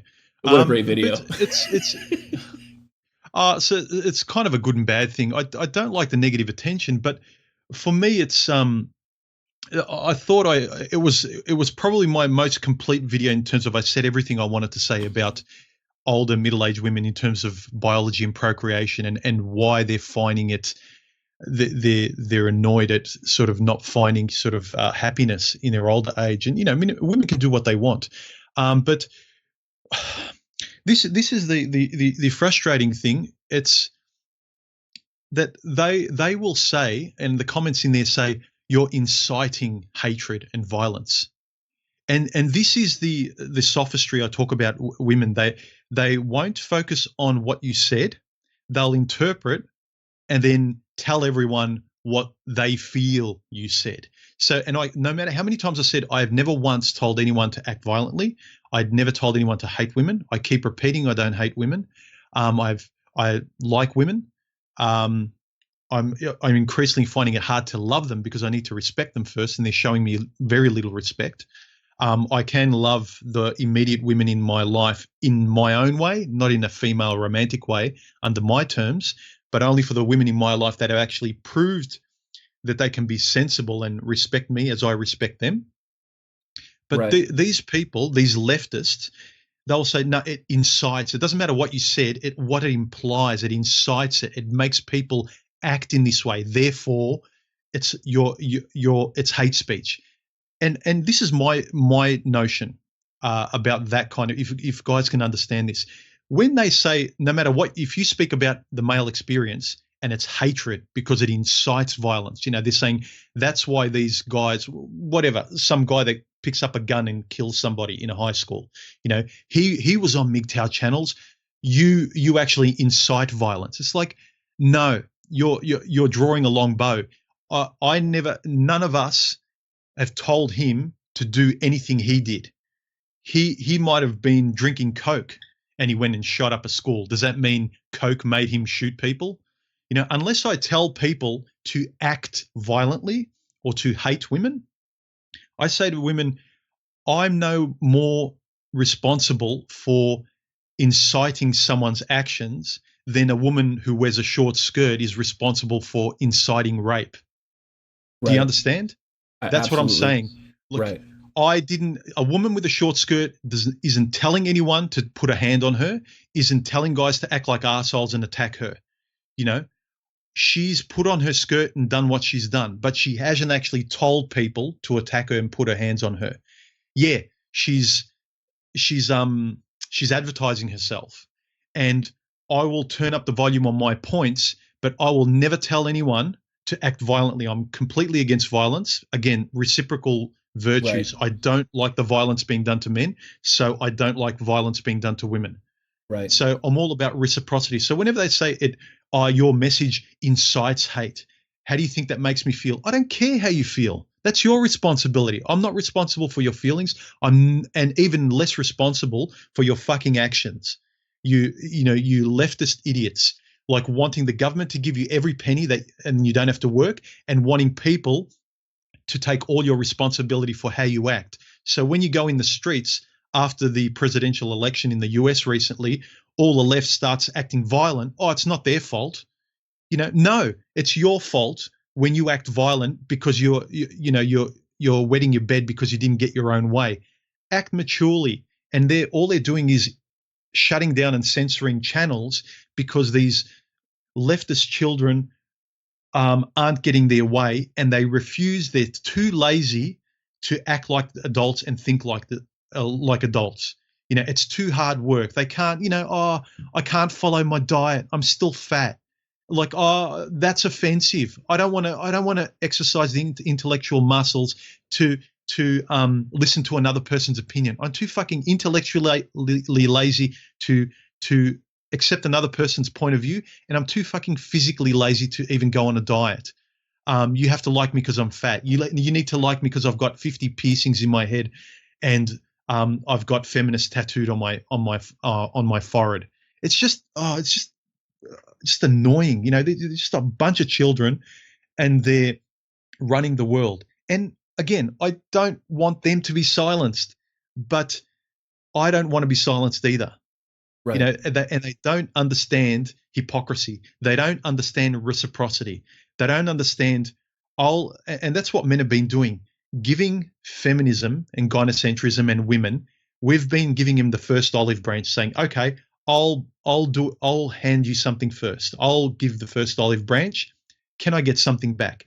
And over generations, it's less and less and no, to the point where I can't say or do anything anymore. I'm getting nothing back, though they've ramped up the volume in terms of what they still expect from men.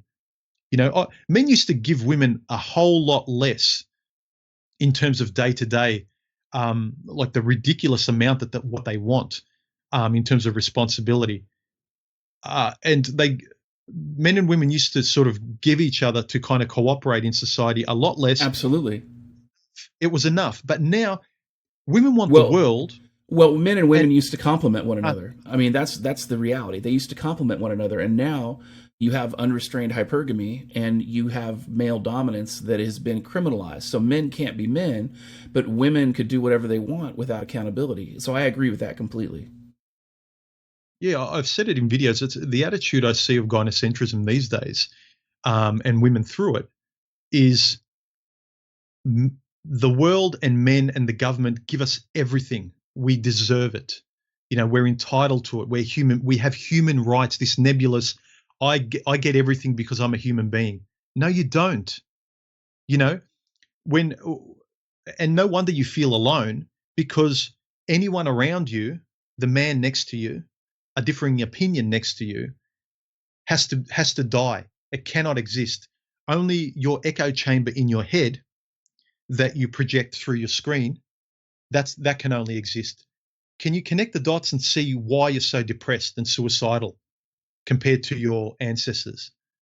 Can you Right. see why you feel alone where nothing is allowed to exist in the real world around you and only your echo chamber in your head is allowed to? Um, Exactly. and and to me, it's no coincidence that the gynocentric and feminist mindset is running society and why it's so chaotic and frantic and dangerous, especially for women these days. It's not dangerous for men at all, that much. Women are the ones that are in much more danger because they've told their immediate men, their analog men in their real world, to fuck off, and they don't trust any of them. They trust this projection of a man in, I don't know, Uganda or wherever. And I've nothing against any man, but this female notion to have a eat, pray, love mindset of loving the foreign, of loving the other thing on the other side of the planet to save the whales and all that kind of to keep your home here in disarray, but to love this projected fantasy of what might be the romantic fantasy elsewhere. It's just baffling to me, and the degree to which gynocentrism runs society to me is I can correlate it to it's the same reason that women can't compete with men in chess, that women have a completely different chess tournament to men, because women can't see one move ahead, or very much less so compared to men.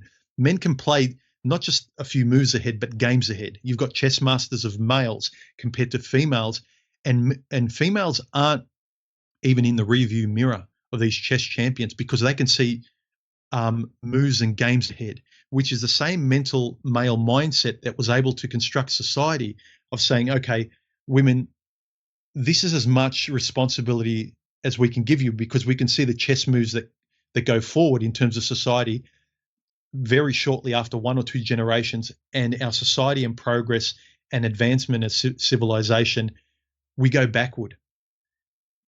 Right. And these men, sometimes they use the argument, well, men allowed feminism. That's true, right? But it was a very few small minority of guys in power at the top of the pyramid who opportunistically said, yeah, I'll be fine. Fuck them. Me and my family, me and the Rockefellers or whoever the fuck else, we'll be fine. The cream of all the women will rise to the top and we'll have our pickings. They're still going to, all those women will kiss our ass.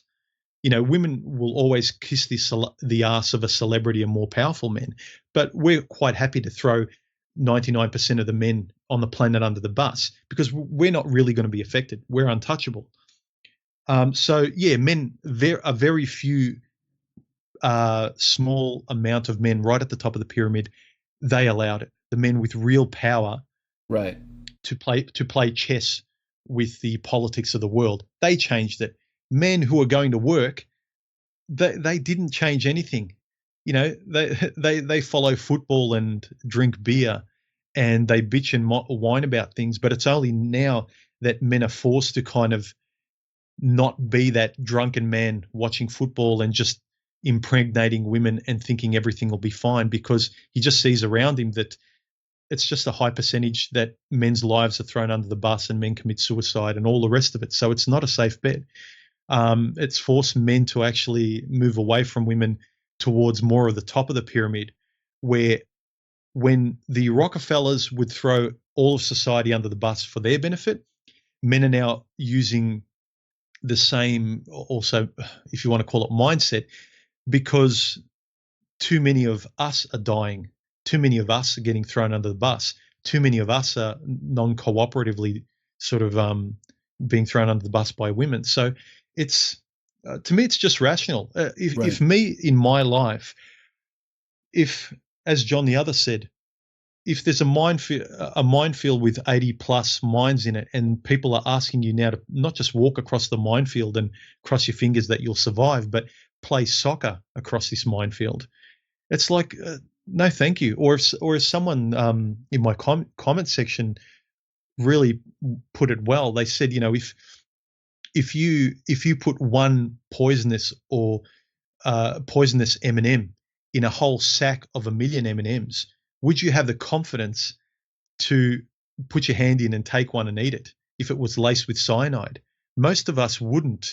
Let No. alone these days, they're asking you to put your hand in a bag of M&Ms where there are only 3 M&Ms and one of them are laced with cyanide. It's like, Well, no and fucking way. and No it fucking way. right. And the thing is that it's important is that I talk to people and they're like, oh well, you're just afraid of women, or you're just afraid of this, or you're just afraid of that, and I'm like, look, I have no problem forging relationships with women. That's not the issue. The issue is that women are now incentivized to destroy their relationships with men. And it's not the formation of the relationship or the maintaining of the relationship at the issue. It's the breakdown. It's what leads to the destruction of the relationship.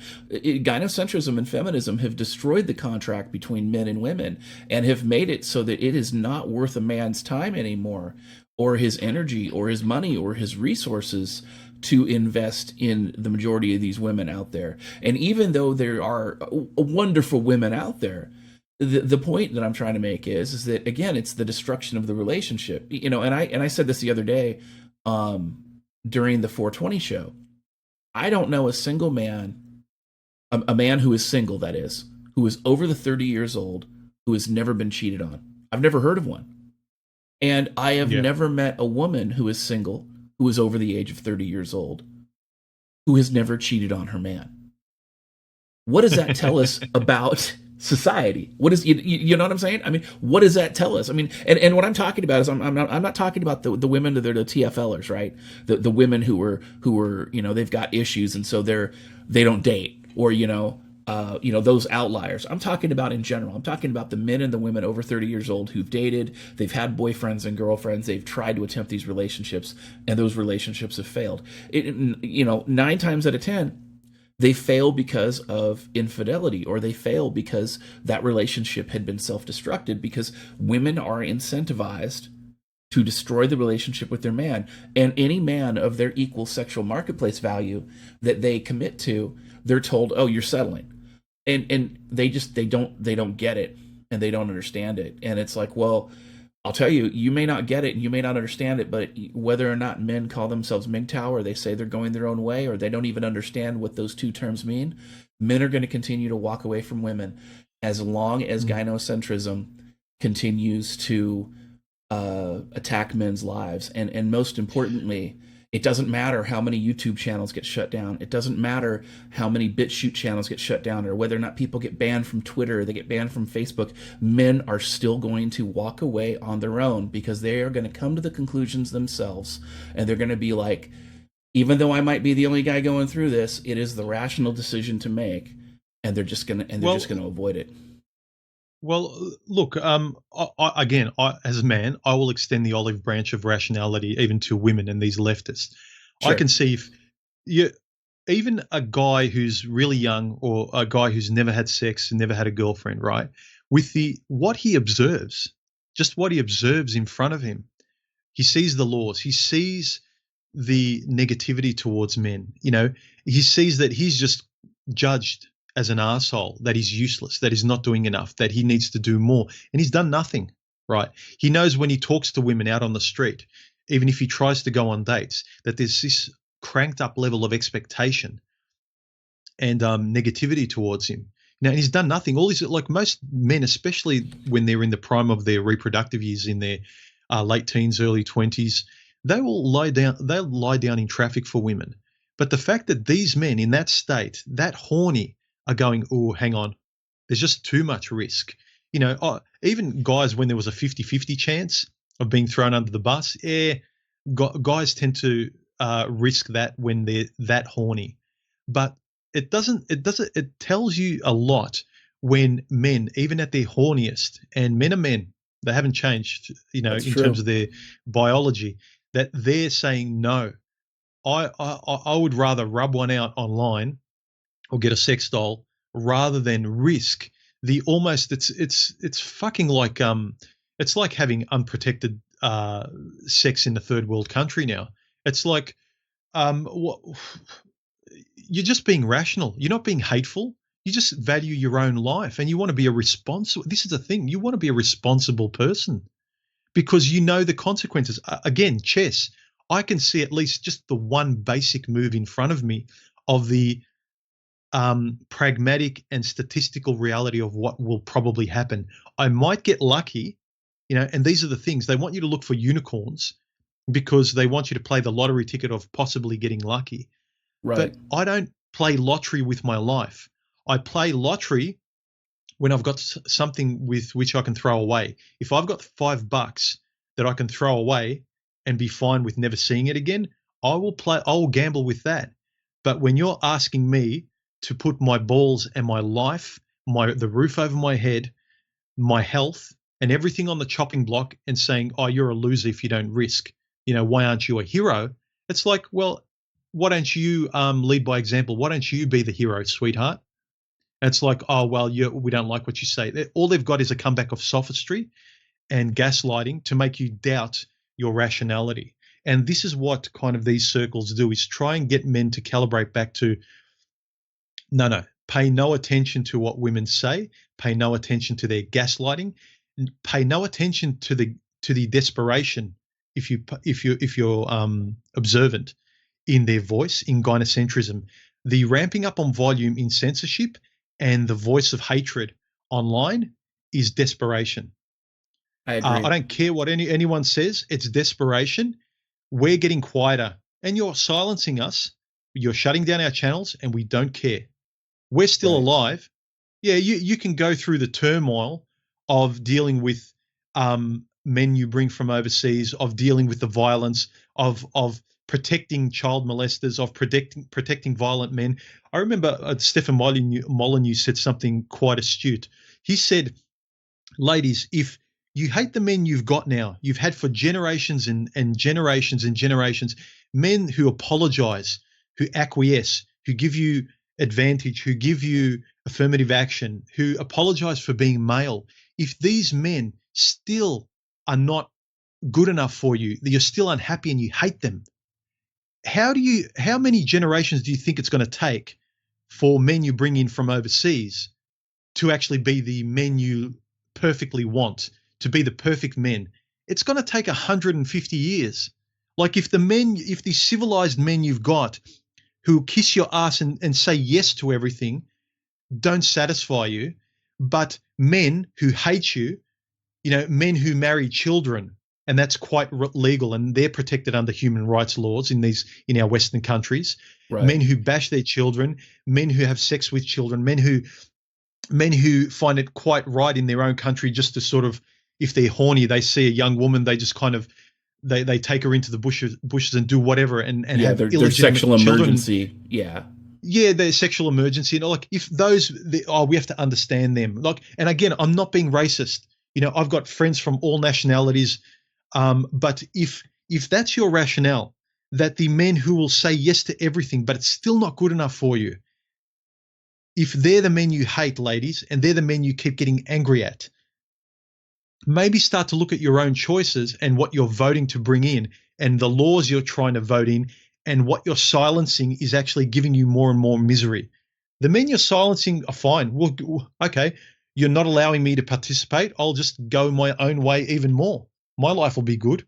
I'll have my little avenues where I can talk to men in a bar, and I'll have my little bars online like Bitchute or somewhere else, Right. or a server where we all congregate. I don't care. Men are still going to find these places.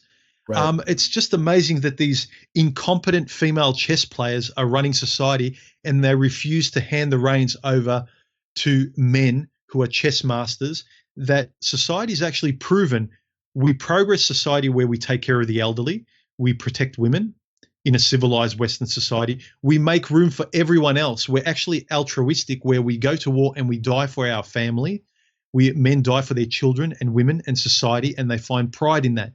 And you're actually hating that. You're hating the traditional aspect of that. And again, I'm speaking on behalf of people who are traditionalists, not like me. I keep saying in my videos, I'm the outlier, but I have nothing against the very rational, biological, and procreative lineage and, Right. and rationale of traditionalist thinking when men and women cooperate and are symbiotic towards each other. I have no problem. I have no problem being on the same page when we discuss those things. But that kind of rationale allows outliers like me to go my own way. In society, there were always bachelors, there were always Teslas, there were always people who just wanted to do their own thing in their own little bubble, and they had absolutely no interest in the procreative white picket fence children family route. Right. Civilized societies made room for the minority always, if rational. It was very rational. This society of gynocentric, retarded chess players trying to kind of make the next move where they don't even move the chessboard, they don't even move the next piece onto a square, they fucking move it outside the chessboard and it falls off a cliff and they go, oh fuck, what happened? Oh, it's men's Right. fault. It's just fucking stupid. I agree. Well, with that said, we're coming up on 2 hours. As usual, our conversation. I mean, obviously, for those that don't know, anytime HuMAN and I talk, we just go.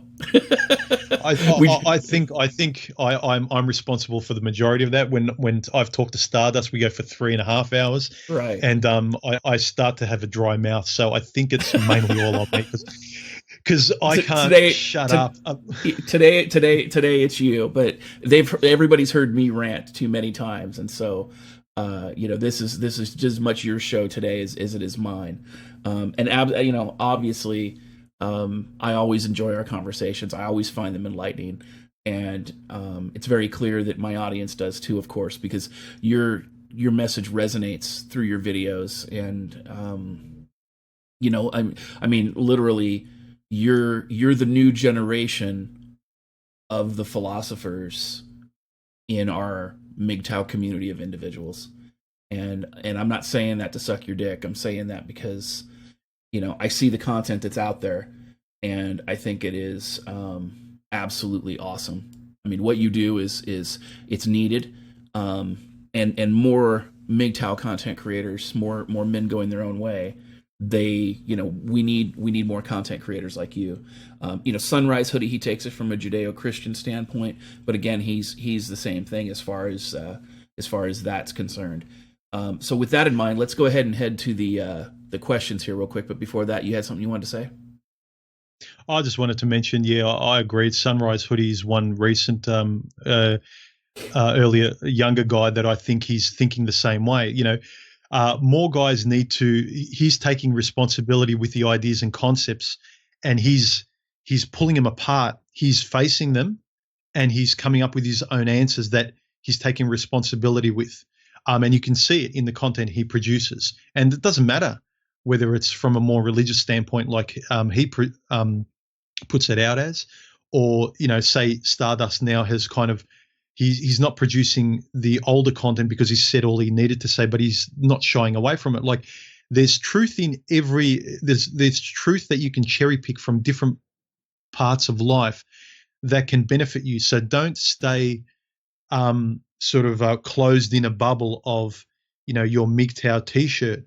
And if you all going your own way is finding information that's rational particularly for a man to navigate in today's world to survive without using people and being sort of self-determined and standing on your own feet. But yeah, we need more people like Sunrise from whatever walks of life, whatever backgrounds, just imparting their wisdom.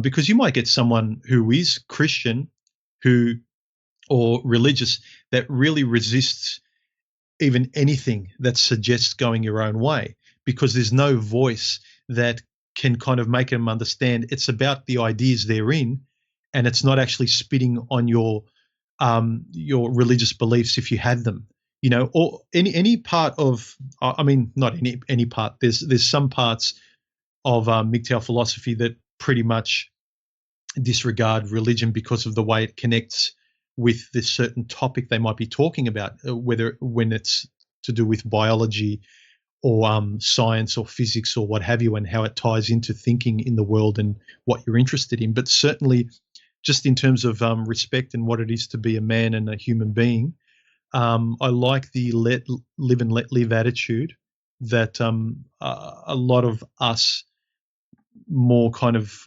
even-handed, introspective people tend to have. I'd like everyone to benefit from having a better life. I don't want to silence anyone, but I I don't want to agree. be silent. I agree, definitely. Anyway, No, you're good. No, I agree wholeheartedly. So with that in mind, let me go ahead and hit some of these questions. I'm going to do the Bukkake Chokeslam redemptions first. And I'm bouncing back and forth um, between browsers. So if I missed your question in the chat, I apologize, but I'll let you know when I'm going back to the chat to let you guys know that you can hit the chat at that point. So with that in mind, let's go with first question is from Militant Monastic. HuMAN, you mention immigration from time to time. Are you aware of conservative Aussie commentators who talk about similar issues, and what are your opinions? if they're rationally based, I have no problem. Again, I like talking with people from different mindsets, even if I generally tend to think that the community, the very loose community of individuals, is probably one of the less dogmatic out there, online and on the internet, in terms of thinking down a certain perspective. But I have no problem. In fact, I like talking to different points of view. As I mentioned previously, I've had great conversations with rational, the very rare rational feminists of the first wave, where they're still got it tattooed in them that they're completely responsible for their lives, including being responsible for risk, because of what they've decided to be and believe in. But yeah, the traditionalists, if they're talking rationally, I have no problem. I don't want to, even if they're talking irrationally, I don't want to censor them. But it's the ones that, whether it's my channel or others, where they keep saying, so what you're saying is X, Y, Z, when they reframe conversations to justify their dogmatism. They don't want to have an open conversation where they can sharpen their own points of view. This is a difference. Men who are going their own way have gone on their own. That's the biggest distinction. And so we are almost like scientists, where we want to talk with everyone. We want to know the truth because we like to sharpen our own opinions, because all we have to rely on is ourselves as individuals. I can't rely on DDJ or a group or anything. We're just all individuals talking to each other, confirming that we're individually on sound footing because we're on our own. So I have no problem with any group or dogma, their point of view, as long as it's rational and not trying to silence anyone, as long as it's a conversation. A conversation is back and forth, but not when it's shouting down, reframing, and being gaslighting. That's kind of when I walk away. I go my own way in the conversation. I won't go my own way when it's reciprocal, when it's mutual, and when you're having a conversation about ideas. So I have no problem whether it's conservatives, even real extreme groups that sometimes on the very odd occasion you'll get outliers who identify themselves within those groups. They are willing to have a bit more of an open discussion, but Absolutely. closed off dogmatist. No, no, no. Right. I'm not dogmatic at all. I'm dogmatic to reality. That's about as much as you can say about me. Okay. Next question, and this is for both of us, and from the same guy. Have either of you heard of the circumcision bans pending in Northern Europe? I heard of them, but I don't know much about them. So sorry. Haven't heard of them. Again, don't know much about them. But again, some of these, not to say that I don't care about it. Again, censorship is the first point of call. Like sometimes I've mentioned this on TFM show. A lot of us can tend to talk about 10 steps ahead or issues on the other side of the planet, like women want to save the whales, or they want to take care of the starving children, or save the immigrant in some other country. Something so distal, and ignore their proximal space here. So all these issues, they might be, and I'm not discounting their importance. They are important. They're things to keep in mind, and also how they could domino and affect you going down the track. But we all need to keep discussing and speak up for what we believe in, and say no, and talk honestly and openly, like myself and DDJ are now, as much as you can rationally without losing your job. Talk like this in public, and online. Of course, we can't sort of show our faces because again, we don't want to lose our livelihood. So as much as we can actually be honest in real life, in our immediate life, the distal parts of life across the other side of the globe, they're important to inform us and be aware of, but take care of your own home, take care of your own thinking, take care of the men next to you, and secondarily, first take care of yourself, take care of the guys next to you, because they're the ones that are going to help you, not women. And then thirdly, if certain individual women prove that they can allow your voice to be heard, don't throw women under the bus, but you needn't help them. I always say keep women at an arm's length, depending on how much you can trust them and how much you want to risk in your life. Some guys want to get married, they can do what they like, but know the reality of things, and don't allow yourself to be sort of suffocated or killed. So, saving the whales and things that are happening overseas interest me a lot less than the philosophies that the individual male can actually implement in their own lives and allow that to spread. Yeah. Then people will start talking about, here in Australia, look Right. at all the positive changes, rather than, look at all the fucked up changes in Sweden. Look at all the fucked up. It's easy to point out the fucked up stuff happening, but what are you going to do in reaction to it? Start being the change you want to see, and then people will start saying, look at it, Australia, or in Washington or wherever. Take a look at the positive changes there. That's a great, like, the answers are the positive things. But if we keep pointing at the catastrophes and never taking steps to sort of, like we talk about the guys in MGTOW, they point to all the bad stuff. Yeah, okay, but where are you going to? What's the positive stuff you're going to implement? What's What are the you living positive for? rhetoric? What's the next video or the next Right. essay or the next verbal thing you stand up for in public that you say, I've taken the negative, I've mulled it over, and here's my solution. And this is what I believe in. Not just this is fucked, marriage is fucked. I believe this is ruined. I'm not stepping on that landmine. Okay, there are all the dangers, but all you're doing is shrinking your world to this is the only safe space I've got left. No, start taking out the landmines. Start fucking kicking them. Start telling people not to walk across those landmines. Start telling people, fuck them, fuck them. Go over here and be proud of being who you are. Be proud of Right. logic and reason. Be proud of thinking. Be proud of being civilized. For fuck's sake, be proud of being civilized, because a lot of, again, it's not racism. These people who are suffering in other countries, and the vast majority who are just being opportunistic and using Western countries, are coming here for the civilization, and the civilization is being censored and curtailed. So Right. where are people going to go? There's nowhere left to be civilized anymore. There's no point allowing the world to be a cesspit. I like excellence. I like civilization, and I'm sure a lot of you like your iPhones. But where are the next generation of iPhones going to be built? In places that have got grass huts and burning cars and couches on their front lawns? Like, you're not going to get that. You're not going to get your next shining iPhone being built in those neighborhoods and those societies. They'll be built by the gated community, and they will charge you an arm and a leg, and your society will be a fucking anyway. I get it. Enough. No, that's fine. I get rant lives matter. Yeah, exactly. You're This is why I script and rewrite a lot of my ramblings, so they're coherent and try and fit in within 10 to 20 minutes. Yeah, I get it. I get it. You must have to rewrite them a lot, so that's fine. Oh, all right. So, fucking hell, yeah.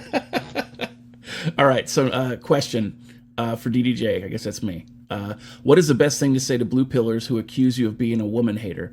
My response has always been, I don't hate women, and that's not what it's about. It's about being painfully aware of the truth and the who, what, when, where, and why beyond it all. Would you say that this is a true and valid response? If not, what is a better thing to say? So I speak of gynocentrism in terms of feminism, but I use them as one and the same. The reason that I speak of gynocentrism as feminism is because when you speak of gynocentrism, you lose most people. They don't understand what that means. They're like, gynocentrism, I've never heard of that before, and it's more abstract. So I try to speak in real terms, and so one of the things I say, look, it's not that I hate women, it's that feminism was never about equality. And I wrote a book about it. If you look at the upper right-hand side of the screen under a pen name Bob Lewis, The Feminist Lie, it was never about equality. Hashtag shill alert. It was an Amazon bestseller. It's still doing very well. And it's been out for less than a year. The point I'm trying to make is that I speak of feminism or gynocentrism in terms of feminism.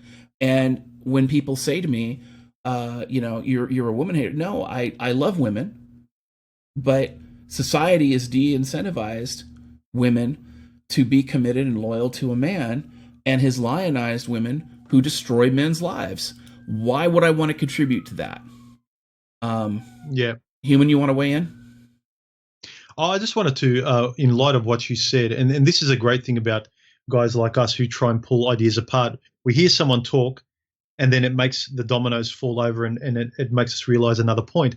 The point that I wanted to make that came off what you just said is the way women are acting, and how rationally men are avoiding that kind of toxicity and hatred towards them. Women's nature, they don't want to ask men out.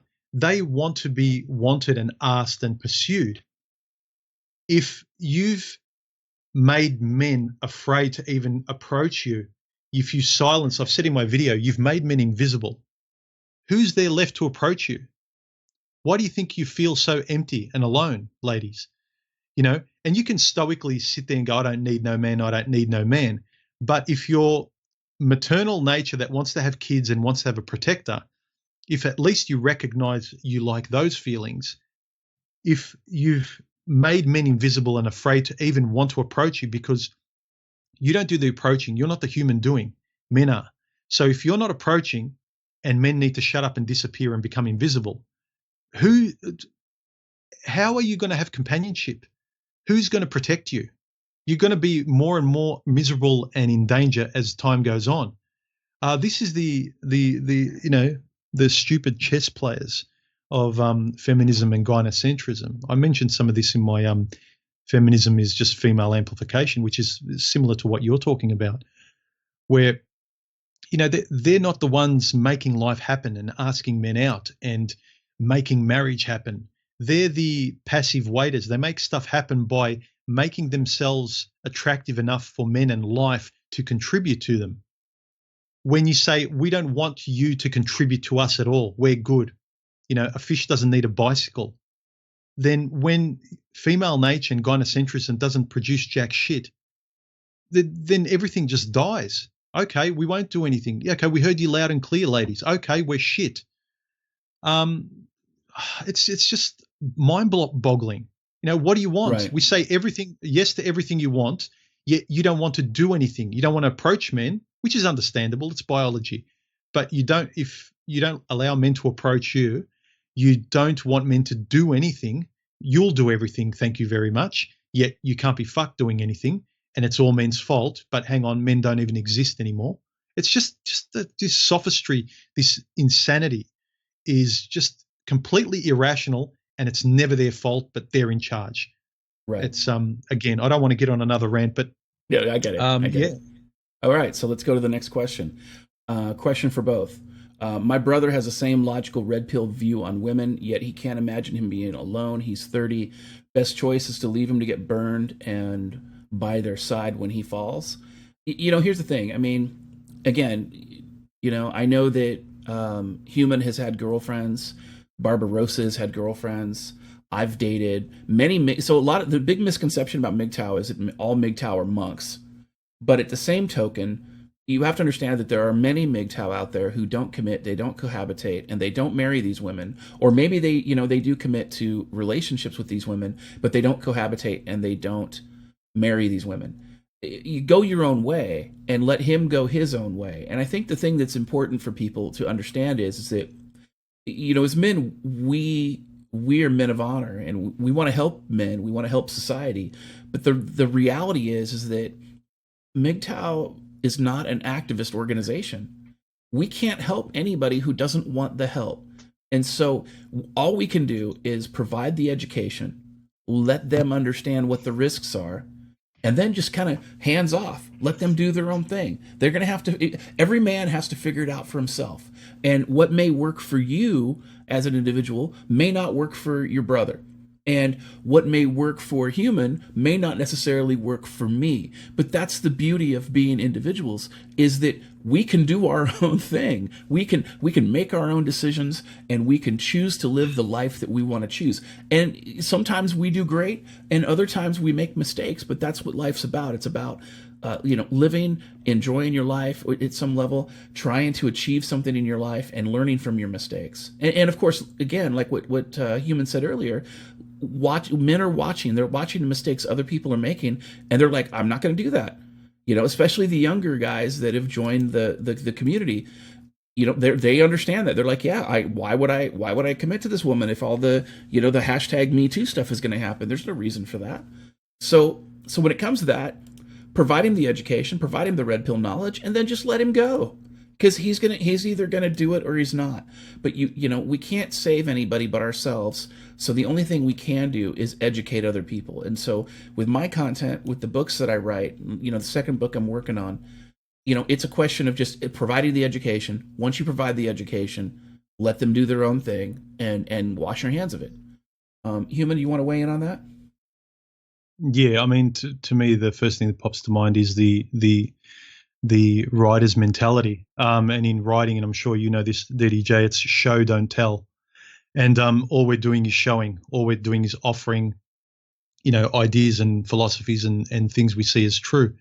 And each man will have their own limit, and I think if you're actually on the fence and you're asking, then you probably will need to make the mistake, and hopefully it's not going to be too dire. Whereas for me, I saw dangers. Women annoyed me, and I couldn't understand a few things in dating where it was unfair, but I put up with it. And then later on, when I went through it enough times, I just completely didn't do it anymore, and I didn't put up with it. But in terms of children and marriage, that wasn't anything that was from a very young age. It was like, fuck no, I don't want that life. But that was just a personal boundary in me. Whereas other people's like, yeah, I'm not sure about that. Well, we'll see what happens. Well, if it happens, it happens. To me, it's like, no way. It was basically a fear of having a life I do not want. I didn't want to have that life at all.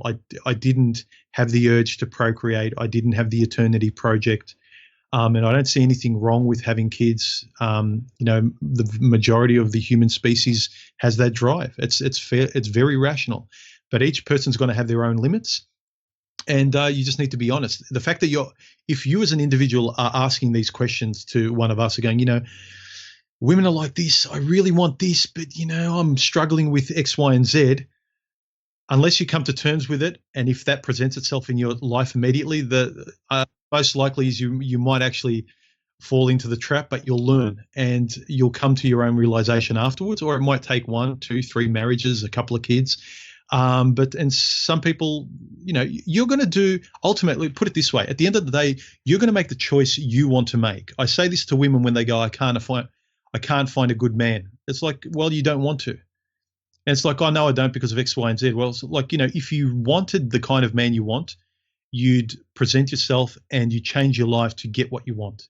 So career women that go, oh, well, I'd give my career up just to have kids. I'd be a traditional woman. I'd be a traditional wife, and that's what's important. I go, no, it's not.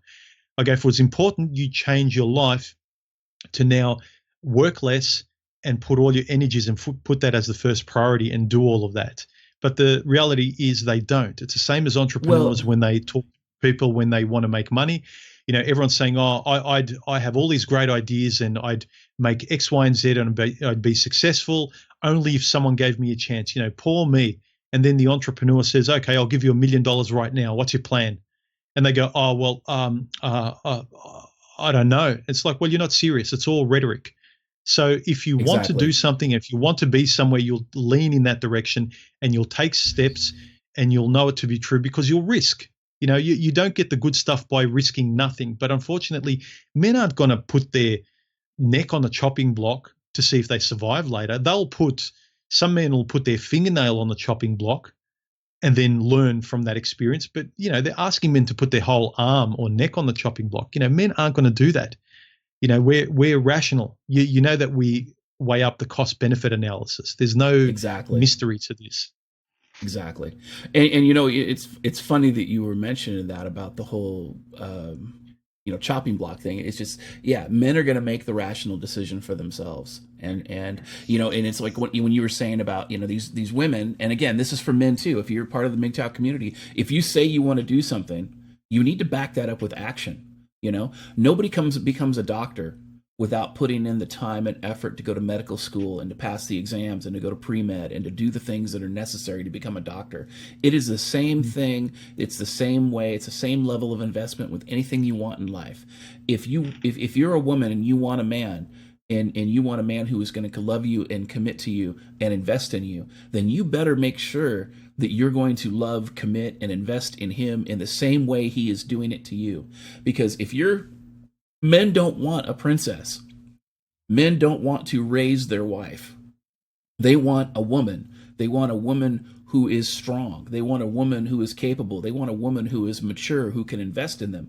And the majority of the women out there can't do that because they have been indoctrinated by feminism to be whiners, to be complainers, to be children, to be spoiled, and to be narcissistic and absolutely hysterical when it comes to not getting their way.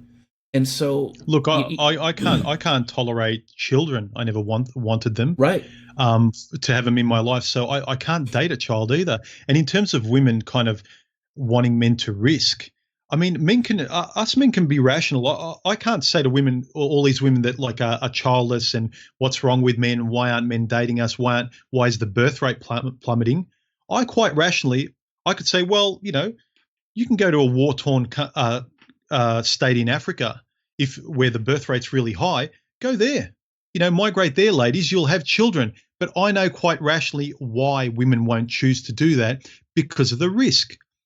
But women won't conversely be reciprocal and go, okay, we understand quite plainly why men aren't getting married today in the West. They won't. They'll completely ignore the dangers.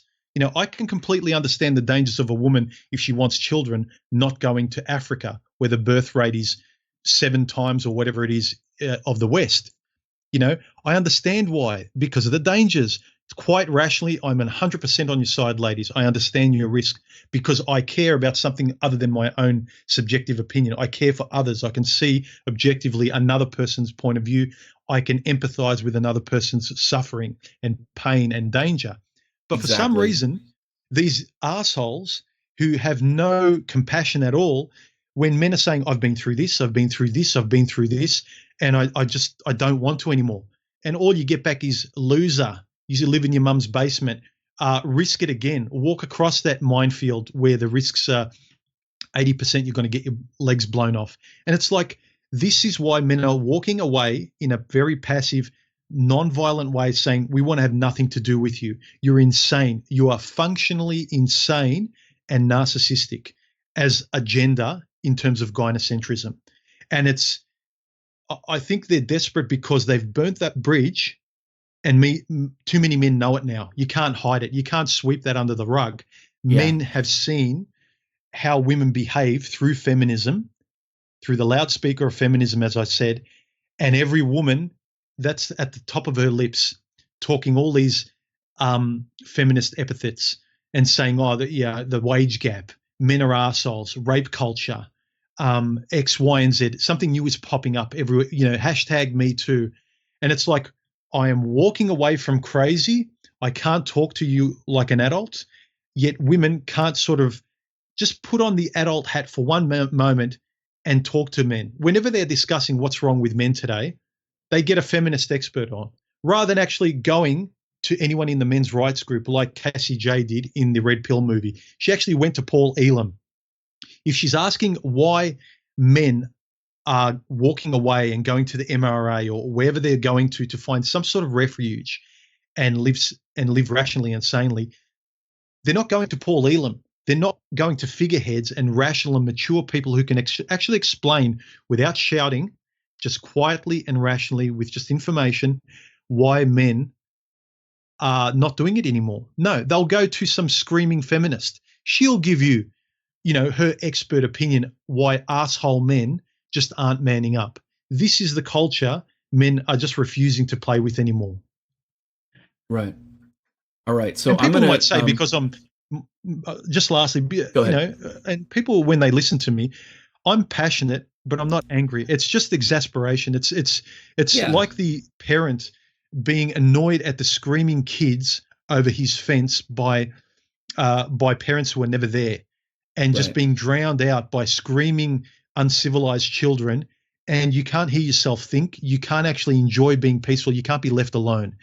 I'm not being angry at all. My voice is being raised because I'm passionate and I'm frustrated that we can't get along, live and let live, and be civilized about things. Because again, people are coming to the West because we're civilized and because we're empathetic and because we have compassion. That's why. And the reason the West is becoming less compassionate and more dangerous is because of what you're allowing to happen. Right. All right. So next question. Now, I want to make sure that something's abundantly clear for the people that are watching.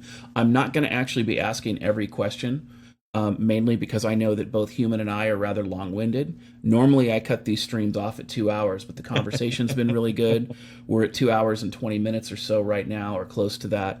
So I just want to make sure that the conversation stays on point and stays on focus. So if I don't ask your question, my suggestion is, go find some tissue, cry about it. I'll try and be short. I'll try and be really short as well. I'll try and make my answers really short.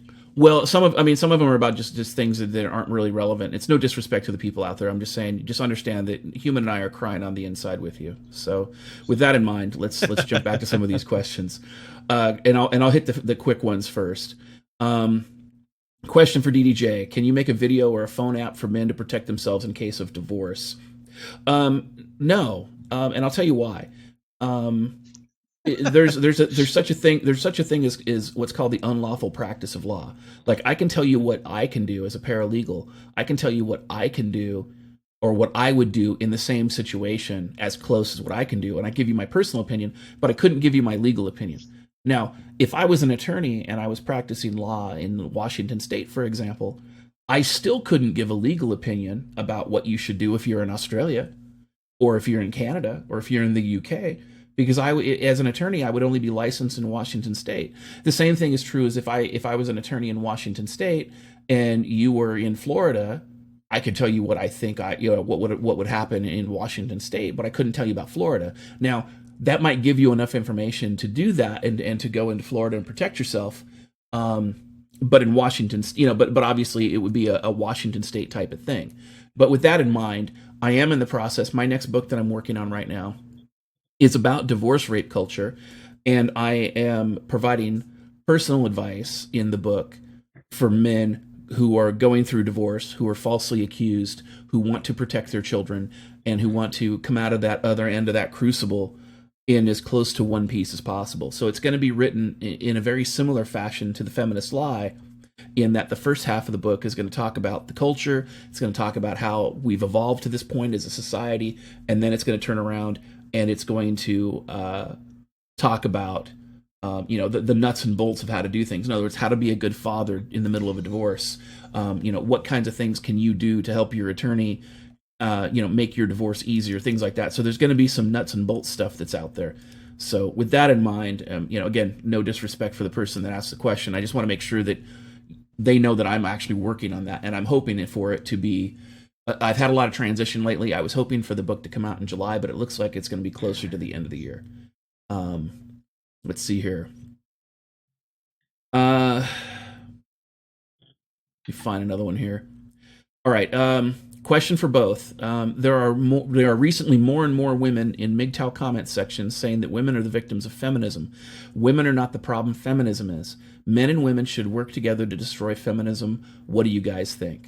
So here's the thing. The MRA movement failed. It horribly, horribly failed. And if you don't think the MRA movement failed, you're not paying attention, because within a week, I think it was in the last 7 days, the Southern Poverty Law Center, which is funded by the Democrats, it's funded by the left, it's funded by progressives, and it has lots of credibility in any kind of conversation by normies and people who aren't on the internet. They have declared a Voice for Men as a hate group, and their crime was stating that men and women are different.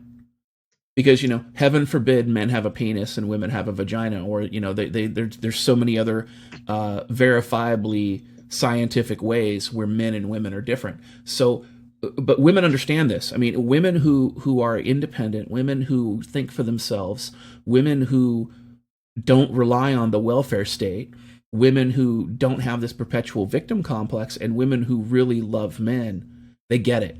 They understand it. But the problem that you have is that feminism won. Those people who oppose feminism and its hypocrisy, we're the resistance. We're not the opposition. And so Jordan Peterson even talks about this, where he says, first he said, he disparaged MGTOW.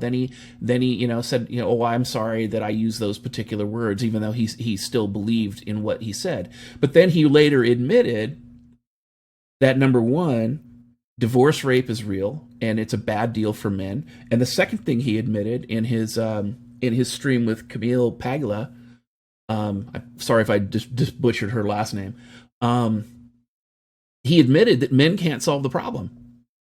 It has to come from women.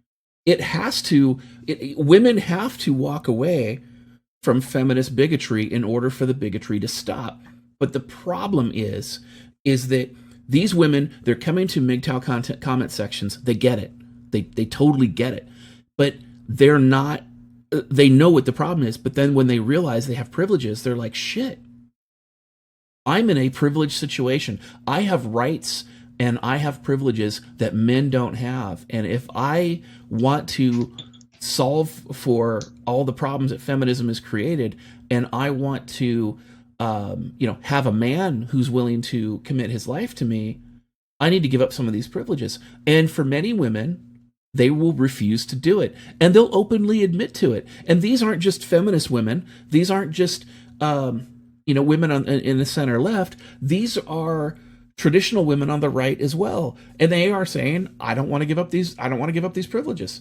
So when it comes to that, these women need to understand that, when you're used to being privileged, the idea of equality, and I'm speaking of equality in legal terms, not in the egalitarian sense. The idea of legal equality seems like oppression. I mean, Thomas Sowell said something very similar to that. So you have to understand that this is going to be a bitter pill for these women to swallow, and more women are going to come to MGTOW as time goes on. As MGTOW grows, we are going to see more women in the comment section. And frankly, you know what? Educate them.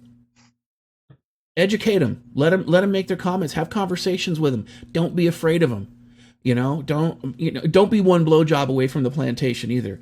But don't be afraid of these women. Be willing, like HuMAN says, be willing to engage these women. Be willing to test, yourself in the arena of ideas and share your ideas and thoughts with these women, because I'll tell you, we're going to see this more and more and more. I mean, Lily Even 32 is my Q&A thought for my Sunday show.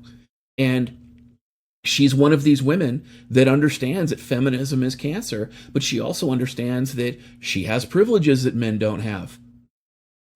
And she gets that. But she also understands that women are just as much victims of feminism as men are. So I think for myself, that's, I would say the best way to work with these women to address the cancer of feminism is just to educate them and let them do it, because we didn't start this problem.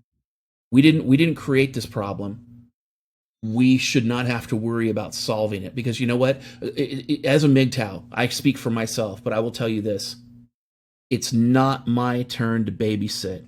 I can provide the education, I could provide the direction, but it's up to society to do what it needs to do to make this right. Because if we don't, every society, every community, every country, every government that's adopted feminism will fail. You look at Venezuela, it's fucking road warrior down there. Okay, you have female doctors and lawyers who are sucking dicks and prostituting themselves in Colombia for food. That's how bad it is. They are abandoning their dogs and cats, and they are buying dog food for themselves. That's how bad the food shortage is down there. You look at Sweden, and there is an arms pipeline from Eastern Europe into Sweden, and they don't have enough police officers because the feminist government of Sweden has hamstrung their law enforcement. So the cops are like, well, fuck this, I'm out of here. I'm going to go do something else in addition to leaving the country. So now they don't have enough cops. And you have Swedish police departments that are abandoned, and you have these immigrant terrorists, and I'm not saying they're all, I'm not, hashtag not all, but you have these immigrant terrorists that are firebombing locations. They are attacking police officers. They are coming in there with extreme prejudice against the country that they've gone to. And the Swedish government in return, what are they doing? When these terrorists go back, they go in there under refugee status, they turn around, they go back to the war zones to fight. When they come back, the Swedish feminist government is paying for their name change, is giving them welfare, and is contributing to the problem. And then now they're talking about having the military go in the streets to handle it. Sweden's done. Sweden is done, and it's feminism's fault. You look at California. I just read an article today. California has the worst standard of living anywhere in the United States. Well, why is that? Well, let's see. There's a hepatitis A outbreak out there because there's so many homeless people shitting everywhere. Speaking of shit, there's so much shit on the sidewalks in California. There's a phone app for it. You can crowdsource the shit locations so that you can avoid human feces. There's a flu epidemic in California. They've decriminalized spreading of HIV. So everybody's trying to, they're trying to have their sexual liberation, but they're like, the life-threatening disease of HIV that turns into AIDS and kills people, I guess that's okay. We're going to no longer criminalize it anymore. So you can be irresponsible and not tell somebody that you have a venereal disease that could kill them before you have sex with them. And then don't even get me started about the issue of child prostitution, where they have legalized child prostitution in California. And don't get me wrong, I understand that these young women and boys, they're being trafficked, but here's the thing you don't understand. Law enforcement's main tool to stop these child trafficking and prostitution rings is to grab one of these child prostitutes and to hammer them and say, look, we are going to throw you in prison for the rest of your life or whatever, and scare the holy hell out of these little child prostitutes. And they're like, oh yeah, okay, well I'll tell you who my pimp is. I'll tell you who humanly trafficked me. Don't throw me in prison. So that's the tool. That is the primary tool they use to stop human trafficking in many jurisdictions. So when you legalize child prostitution, now you can't play chicken with these child prostitutes anymore because they know they're not going to jail. So they're not going to turn over the people that are pimping them because they all have Stockholm syndrome. They've already been groomed. And if you know anything about child abuse, you know that most child abusers will groom their children. Then on top of that, you have a situation. I think it's Sacramento. I don't remember, but there is a city that was just reported just a couple months ago in California where the city council voted to pay gang members protection money so the gang members wouldn't commit crime, and they have a police department. They have a police department. So you have to understand, anywhere where feminism has been adopted, it is cancer. It is cancer, and it will not only destroy the men in that community, not only will it destroy the families in that community, it will destroy the community itself.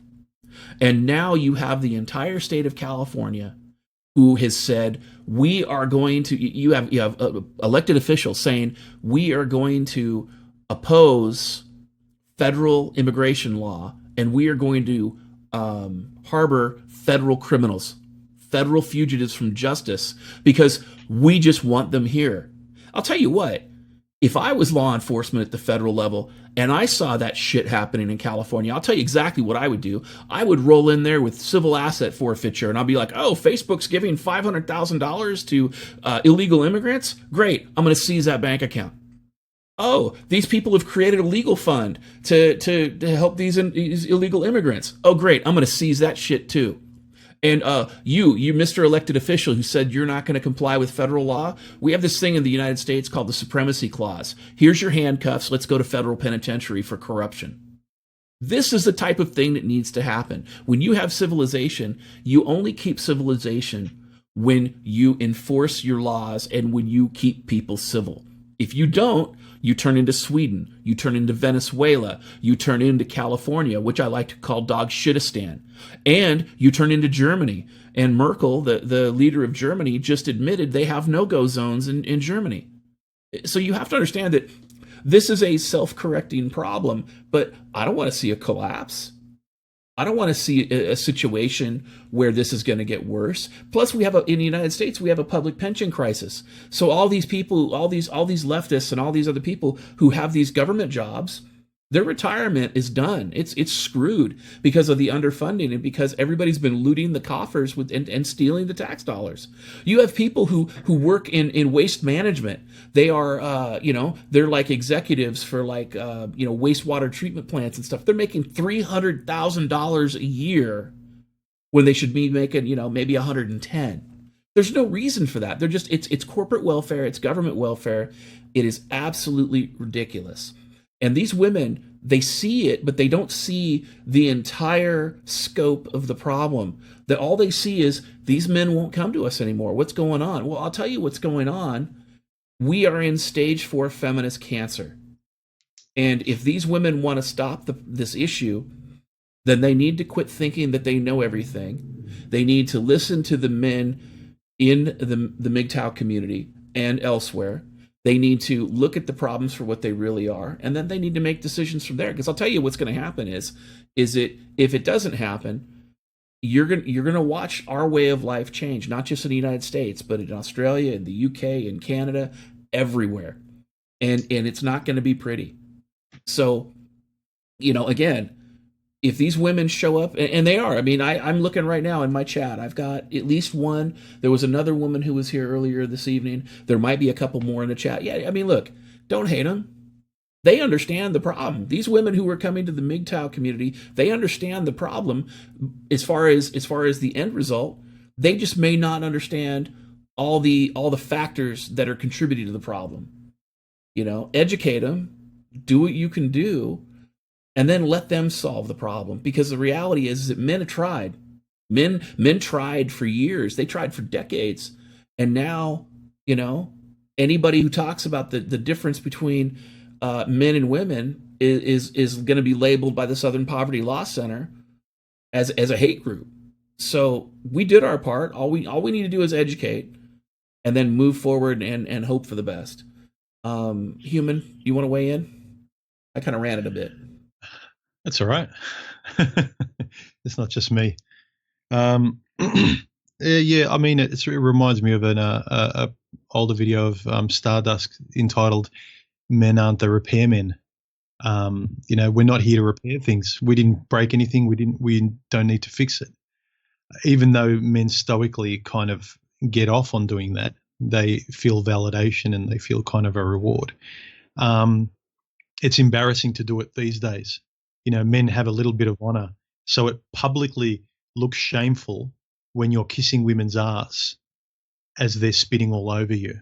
It's easier to do it in private these days, like in an S&M club, but you can't do it publicly. You just look really stupid, and men are embarrassed. But we hold each other up to standard generally. So the saying that you mentioned before, I don't know if it was Thomas Sowell, but I definitely remember Paul Proteus mentioning it. He said, in terms when he was talking about women and feminism and gynocentrism, they need to fix the problem, but they won't, because they still think they're oppressed. So Right. to them, it's like, what privileges do we need to give up? We're still oppressed. We don't have enough. So he said, to someone who is privileged, equality feels like oppression. And I think that's what we're fighting against. That's why men can't do anything, because we're the voice of oppression. So I've said in my videos, women need to fix it themselves. The best men can do is the way DDJ and I are talking. I encourage other guys to talk rationally without hatred. Don't hate women. Don't hate anybody, races or anything, but talk rationally Exactly. about the problems. If you're in the comment sections, get together with some of the guys you make friends with online in comment sections, create a Skype chat and start talking to men, start communicating. And then when you're in public with women and in the workplace and in everywhere, without sort of making your life dangerous, simply, rationally, quite calmly put your point of view forward. If you get shouted down, say, look, at least through these conversations on Skype and online, when you start verbalizing, it helps your mental acuity and it helps you justify what you believe.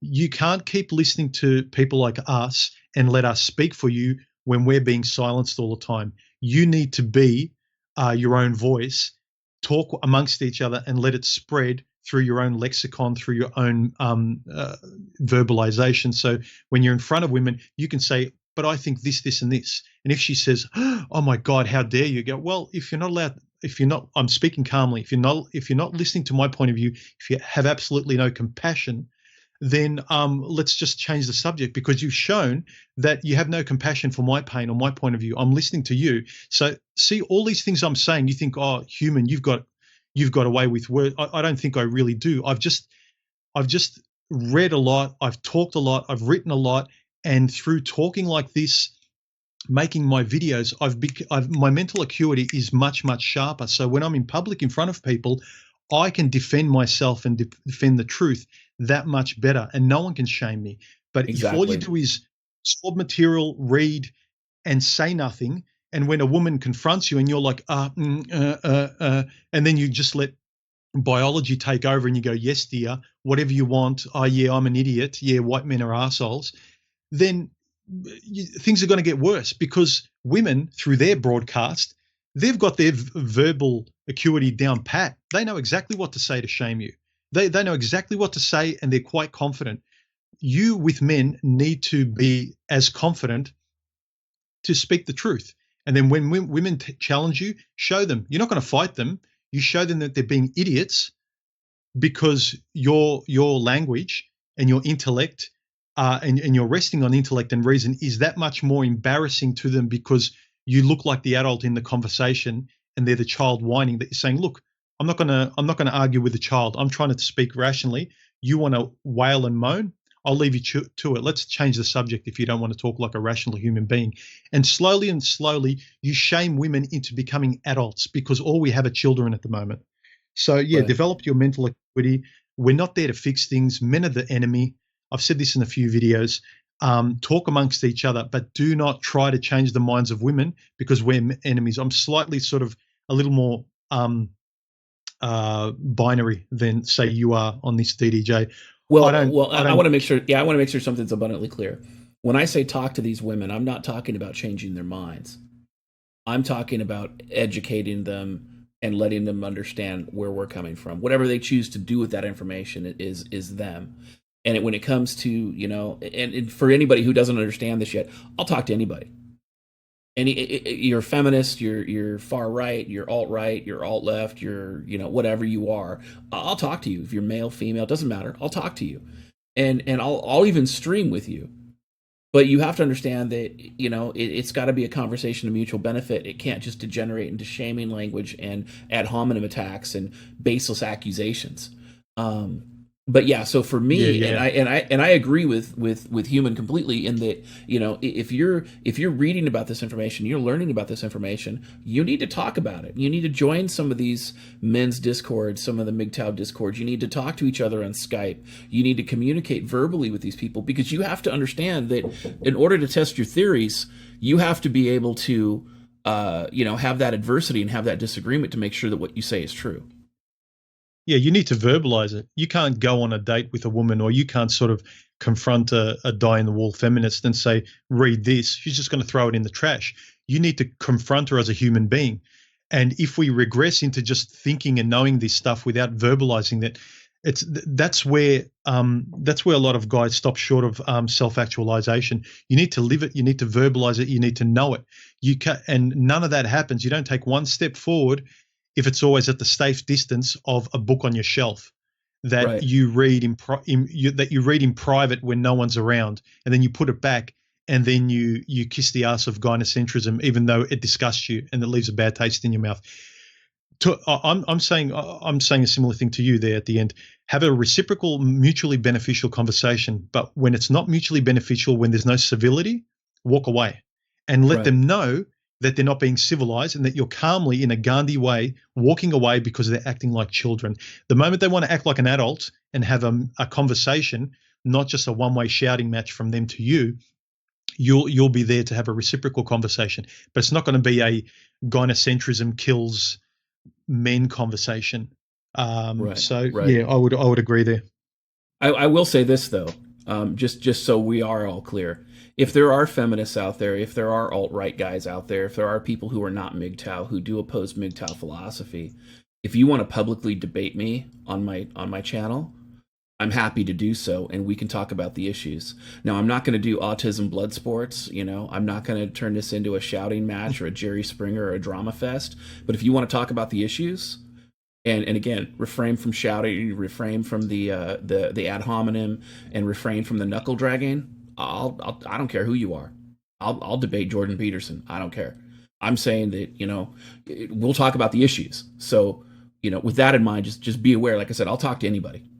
So all right, let's get to the next question here. Let's see. For HuMAN, you said earlier that you have no problem throwing a quote-unquote dick-thinking man under the bus. Later, you went on to say that you don't want other men to get thrown under the proverbial bus. Can you clarify that, because it seemed to be contradictory? A serious question, not a jab at you. A dick-thinking man. When did I say? Oh, I think when I kind of said men who think with their dicks and not with their balls. Right. I think you were referring to cucks. By that. Yeah, possibly, but again, it's like it's kind of tongue in cheek, but it's not serious. It's like when women who listen to some of my videos take one moment where I'm sort of on the fly, just sort of making a joke or turning the volume up to make a point, or I'm not really thinking about it. Like, it's not the point of the video. What I'm saying is, like, I'll throw no men under the bus. I don't want to throw any women under the bus either. I don't want to throw the human race under the bus. Like, I want people to live freely and be civil to each other. But I'm saying that if maybe I was referring to, like, what I'll say is that guys who are, if you want to call them cucks or pussy worshippers, and basically they're so sexually driven that they don't matter, and they're basically servants to women's whim because they want her to spread her legs even once, and that's enough to throw their life down the drain for. I mean, I don't throw those men under the bus. I feel sorry for a wasted life as I see it, because I'm trying to put myself in their shoes, even though, like, I know we're all different. My channel is all about self-respect and taking ownership and responsibility and being someone who can stand on your own 2 feet and stand up for yourself and have self-esteem and all that. So self-esteem is severely lacking in guys who are kissing the ass of gynocentrism and who'll chop their left arm off for pussy. So I Right. wouldn't throw those men under the bus. I wouldn't throw, I'd throw anyone under the bus that's throwing me under the bus just because I'm fairly reciprocal in that way. But like I said, my standards aren't above anyone else's, but I'm not going to lower my standards to someone else either. I won't condemn them. I'll wish them well. I hope they have more self-respect, but people will choose to do what they want and they'll have their own values. Like you said before, um, there's some people, the line is not marriage. They really can't see themselves making that really permanent line, not in the sand, but in fucking permanent marker that they Right. will not cross. They'll lightly draw it in pencil so they can scrub it out. It's only sitting on the fence, but everyone will have their line. Some people need to learn lessons. None of us are perfect. Fuck. When I think about what I was in my early 20s, if I was talking to that same human, I'd be embarrassed. I'd be real. Yeah, my rants wouldn't stop. I'd be grabbing him by the back of the neck. So, look, I wouldn't throw anyone under the bus. Men, women, Okay. society, nobody. Races, nobody. All right. Well, I'll tell you what. I'm going to take one. I'm going to have one last question that I'm going to ask, and then I'm going to go ahead and we'll address that, and then let's shut the stream down because we're coming up on 3 hours. Um, so the last question again for those people that have asked questions that didn't get answered, I apologize. I just want to make sure that we're staying on topic. And some of these questions, some of them went kind of far afield. And I'll be streaming this Sunday with Grizzly MGTOW, and you can ask your questions during that stream as well, and we'll try to get to those questions at that point. So just so if your question did get answered today at 5:30 p.m. Eastern Standard Time or 2:30 p.m. Pacific Standard Time, I'll be streaming again with Grizzly MGTOW, and there'll be a Q&A session during that stream as well, and that will be the normal time for my Sunday streams for those people that aren't aware. There might be some changes here and there, but I'll try to put an announcement video out just to make sure people understand what time it is, because I know sometimes the time does change. And with that said, let's go to the last question. It says, when you say we don't hate women, is that to say that we are not allowed to hate specific women? Don't you hate any of your exes? What is your position regarding the responsibility that women have in the modern shit show? I think that in a person's life, you can hate somebody, but I don't think that they necessarily need to be a woman to be hated. I think that this idea that we don't hate women. I mean, when I say that, I'm not a misogynist. Like I don't hate women. I don't think women need to be slaves to men. I think women were meant to complement men, and men were meant to complement women. I mean, that's the whole duality of our biology. As far as hating specific women or my exes, especially after the stuff I went through, when I was going through the red pill rage, I hated them, sure, but I realized that it's not that I hate anybody. I don't hate anybody. It's that I was deeply upset and hurt by what they did. And I think that is a huge difference, not just in semantics, but in the paradigm, in the actual position itself. Because if you hate somebody, you hate everything that they do. It doesn't matter what they do; you just hate it. And when you allow yourself to feel that emotion so strongly on a permanent level, it prevents you from certain opportunities that you may not have otherwise. And I'm not even talking about opportunities with them. I'm saying that if you allow yourself to hate, what that ends up doing is it ends up clouding your mind. It ends up clouding your judgment, and it gives you this all or nothing ultimatum standpoint. And I'm not saying that there's not a time and a place for ultimatums. I'm saying that it's a case by case basis. So I don't hate any of my exes, but I'm extremely upset, disappointed, and hurt by what they did and what they chose to do. Now, are there people out there I hate? Sure. Are there women out there that I've hated? Sure. And just because you hate somebody doesn't mean you're always going to hate them. Like I said, you go through red pill rage and you come out of it, and there it is. But at the same token, red pill rage could come back, and that's the thing that a lot of people don't realize is that if you're going through a time of stress or a time of trial, and you end up having this stress thing happen, you might go through red pill rage again. It might just well right back up, and you're like PTSD, and you're like, holy shit, I got to deal with this. Now, as far as what is my position regarding the responsibility that women have in the modern shit show, well, I think that they need to fix the problem that they created. Now, are they capable? I don't think so. No, I think that like what HuMAN said. Women don't have right now. Women in general. Now there are individuals that have the right mindset and have the ability to start pushing forward, but women in general don't have the right mindset. They don't have the sense of ownership, and they definitely don't want to get rid of their privilege to do it. And again, I just want to make sure we're not all women. There are women out there who do recognize it, but at the same token, there's no such thing as a NAWALT. So, yeah. So I mean, yeah, you could be upset at women, do those things, and maybe you may hate them for a certain period of time, but try to stay away from hate. Try to stay away from these extreme feelings, because what that does is that breeds a level of extremism and a level of anger that doesn't always go away. And MGTOW are trying to educate people to save men, not to destroy them. And you see these men who are destroyed by women. They have no mental health history. There was the African American guy I talked about in a recent stream. He shot an old man on Facebook Live because his girlfriend who cheated on him wouldn't talk to him, and he was heartbroken. And when they interviewed the woman, they were expecting for her to kick him under the bus and talk about how he had this history of mental health problems and this and that. This guy had no mental health history at all. He was a social worker who helped people, and this woman destroyed his life with her infidelity and with her shit tests and with her negative behavior. And even when he got killed or got arrested, or I forget what happened to him, when they interviewed her, she still spoke kindly of him, even though everybody understood she cheated on him.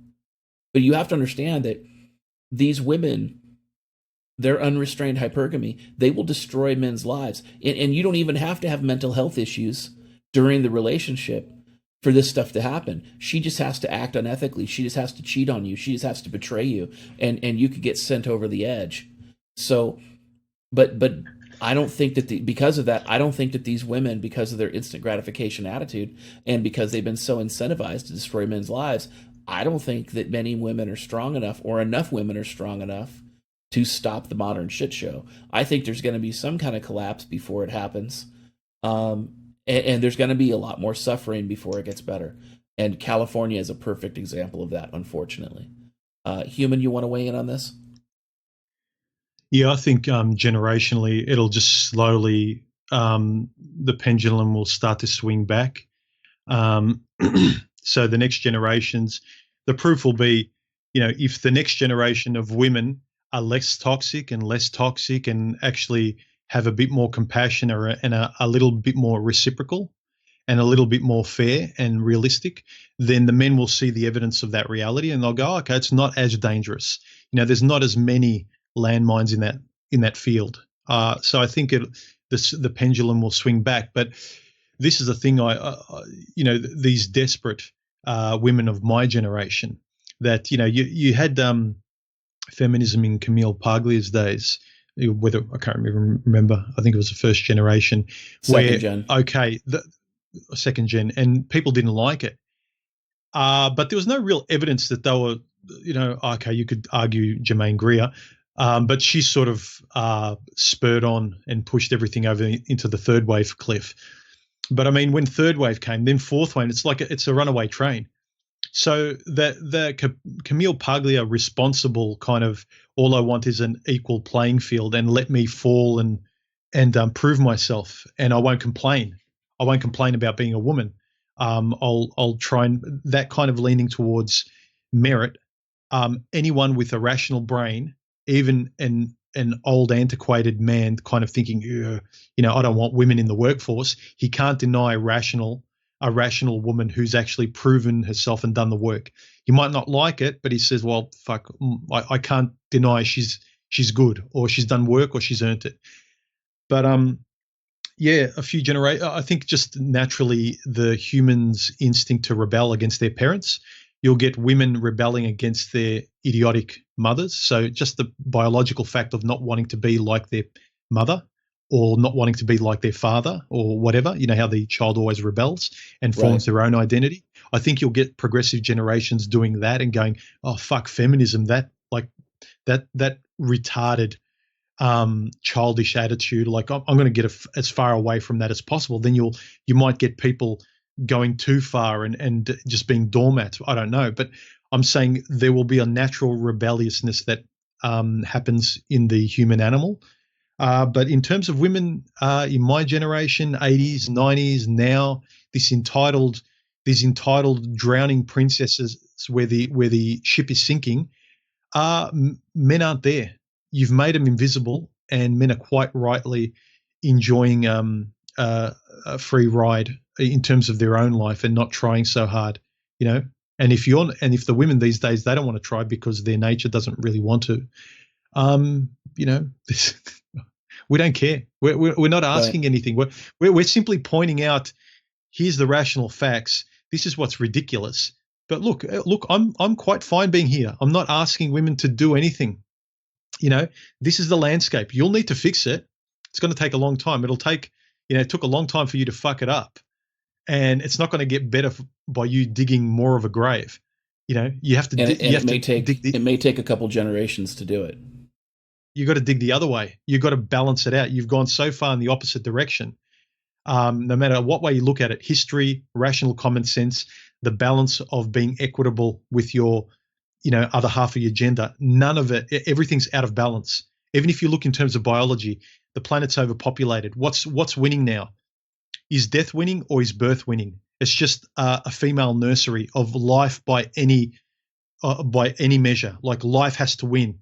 More and more people, fragmented and chaotic nature, like more and more breeding, more and more um, non-controlled pregnancies, more and more population growth that the society can't accommodate. Like everything's numerically out of balance and naturally out of balance, and it's gynocentrically directed.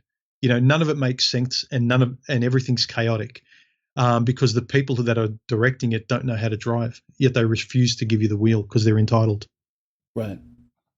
Well, with that said, human, thank you for taking time out of your day to chat with not with me, not just with me, I should say, but with my audience as well. I really appreciate it, and I know they do too. Well, thanks for having me on, and it was great that we could finally work out some time to do it. So thanks as well for making the time too. Absolutely, absolutely. So, with that, and everybody around, I'm going to go ahead and end the stream. Thank you all for tuning in. And again, I'll be running DDJ's Inferno live stream on Sunday at 2:30 Pacific Standard Time or 5:30 p.m. Eastern Standard Time. Normally, it runs for between an hour and a half and 2 hours. Um, and we're going to have Grizzly MGTOW on, and we're going to be discussing a lot of different things. Feel free to check out my website. I have a link to it underneath the video that you guys are watching right now at missandrytoday.com. Also, hashtag shill alert. Check out my book. If you are interested in MGTOW subjects, go to MGTOW on minds.com. There's a MGTOW group there. You can also support my work on Patreon. And if I'm shut down by YouTube, definitely subscribe to my Bitchute account. I've got a link to that on the bottom. And go ahead and subscribe to my Minds account at minds.com as well. And a link is there. So with that said, thank you everybody. And I hope you guys have a great evening. Bye.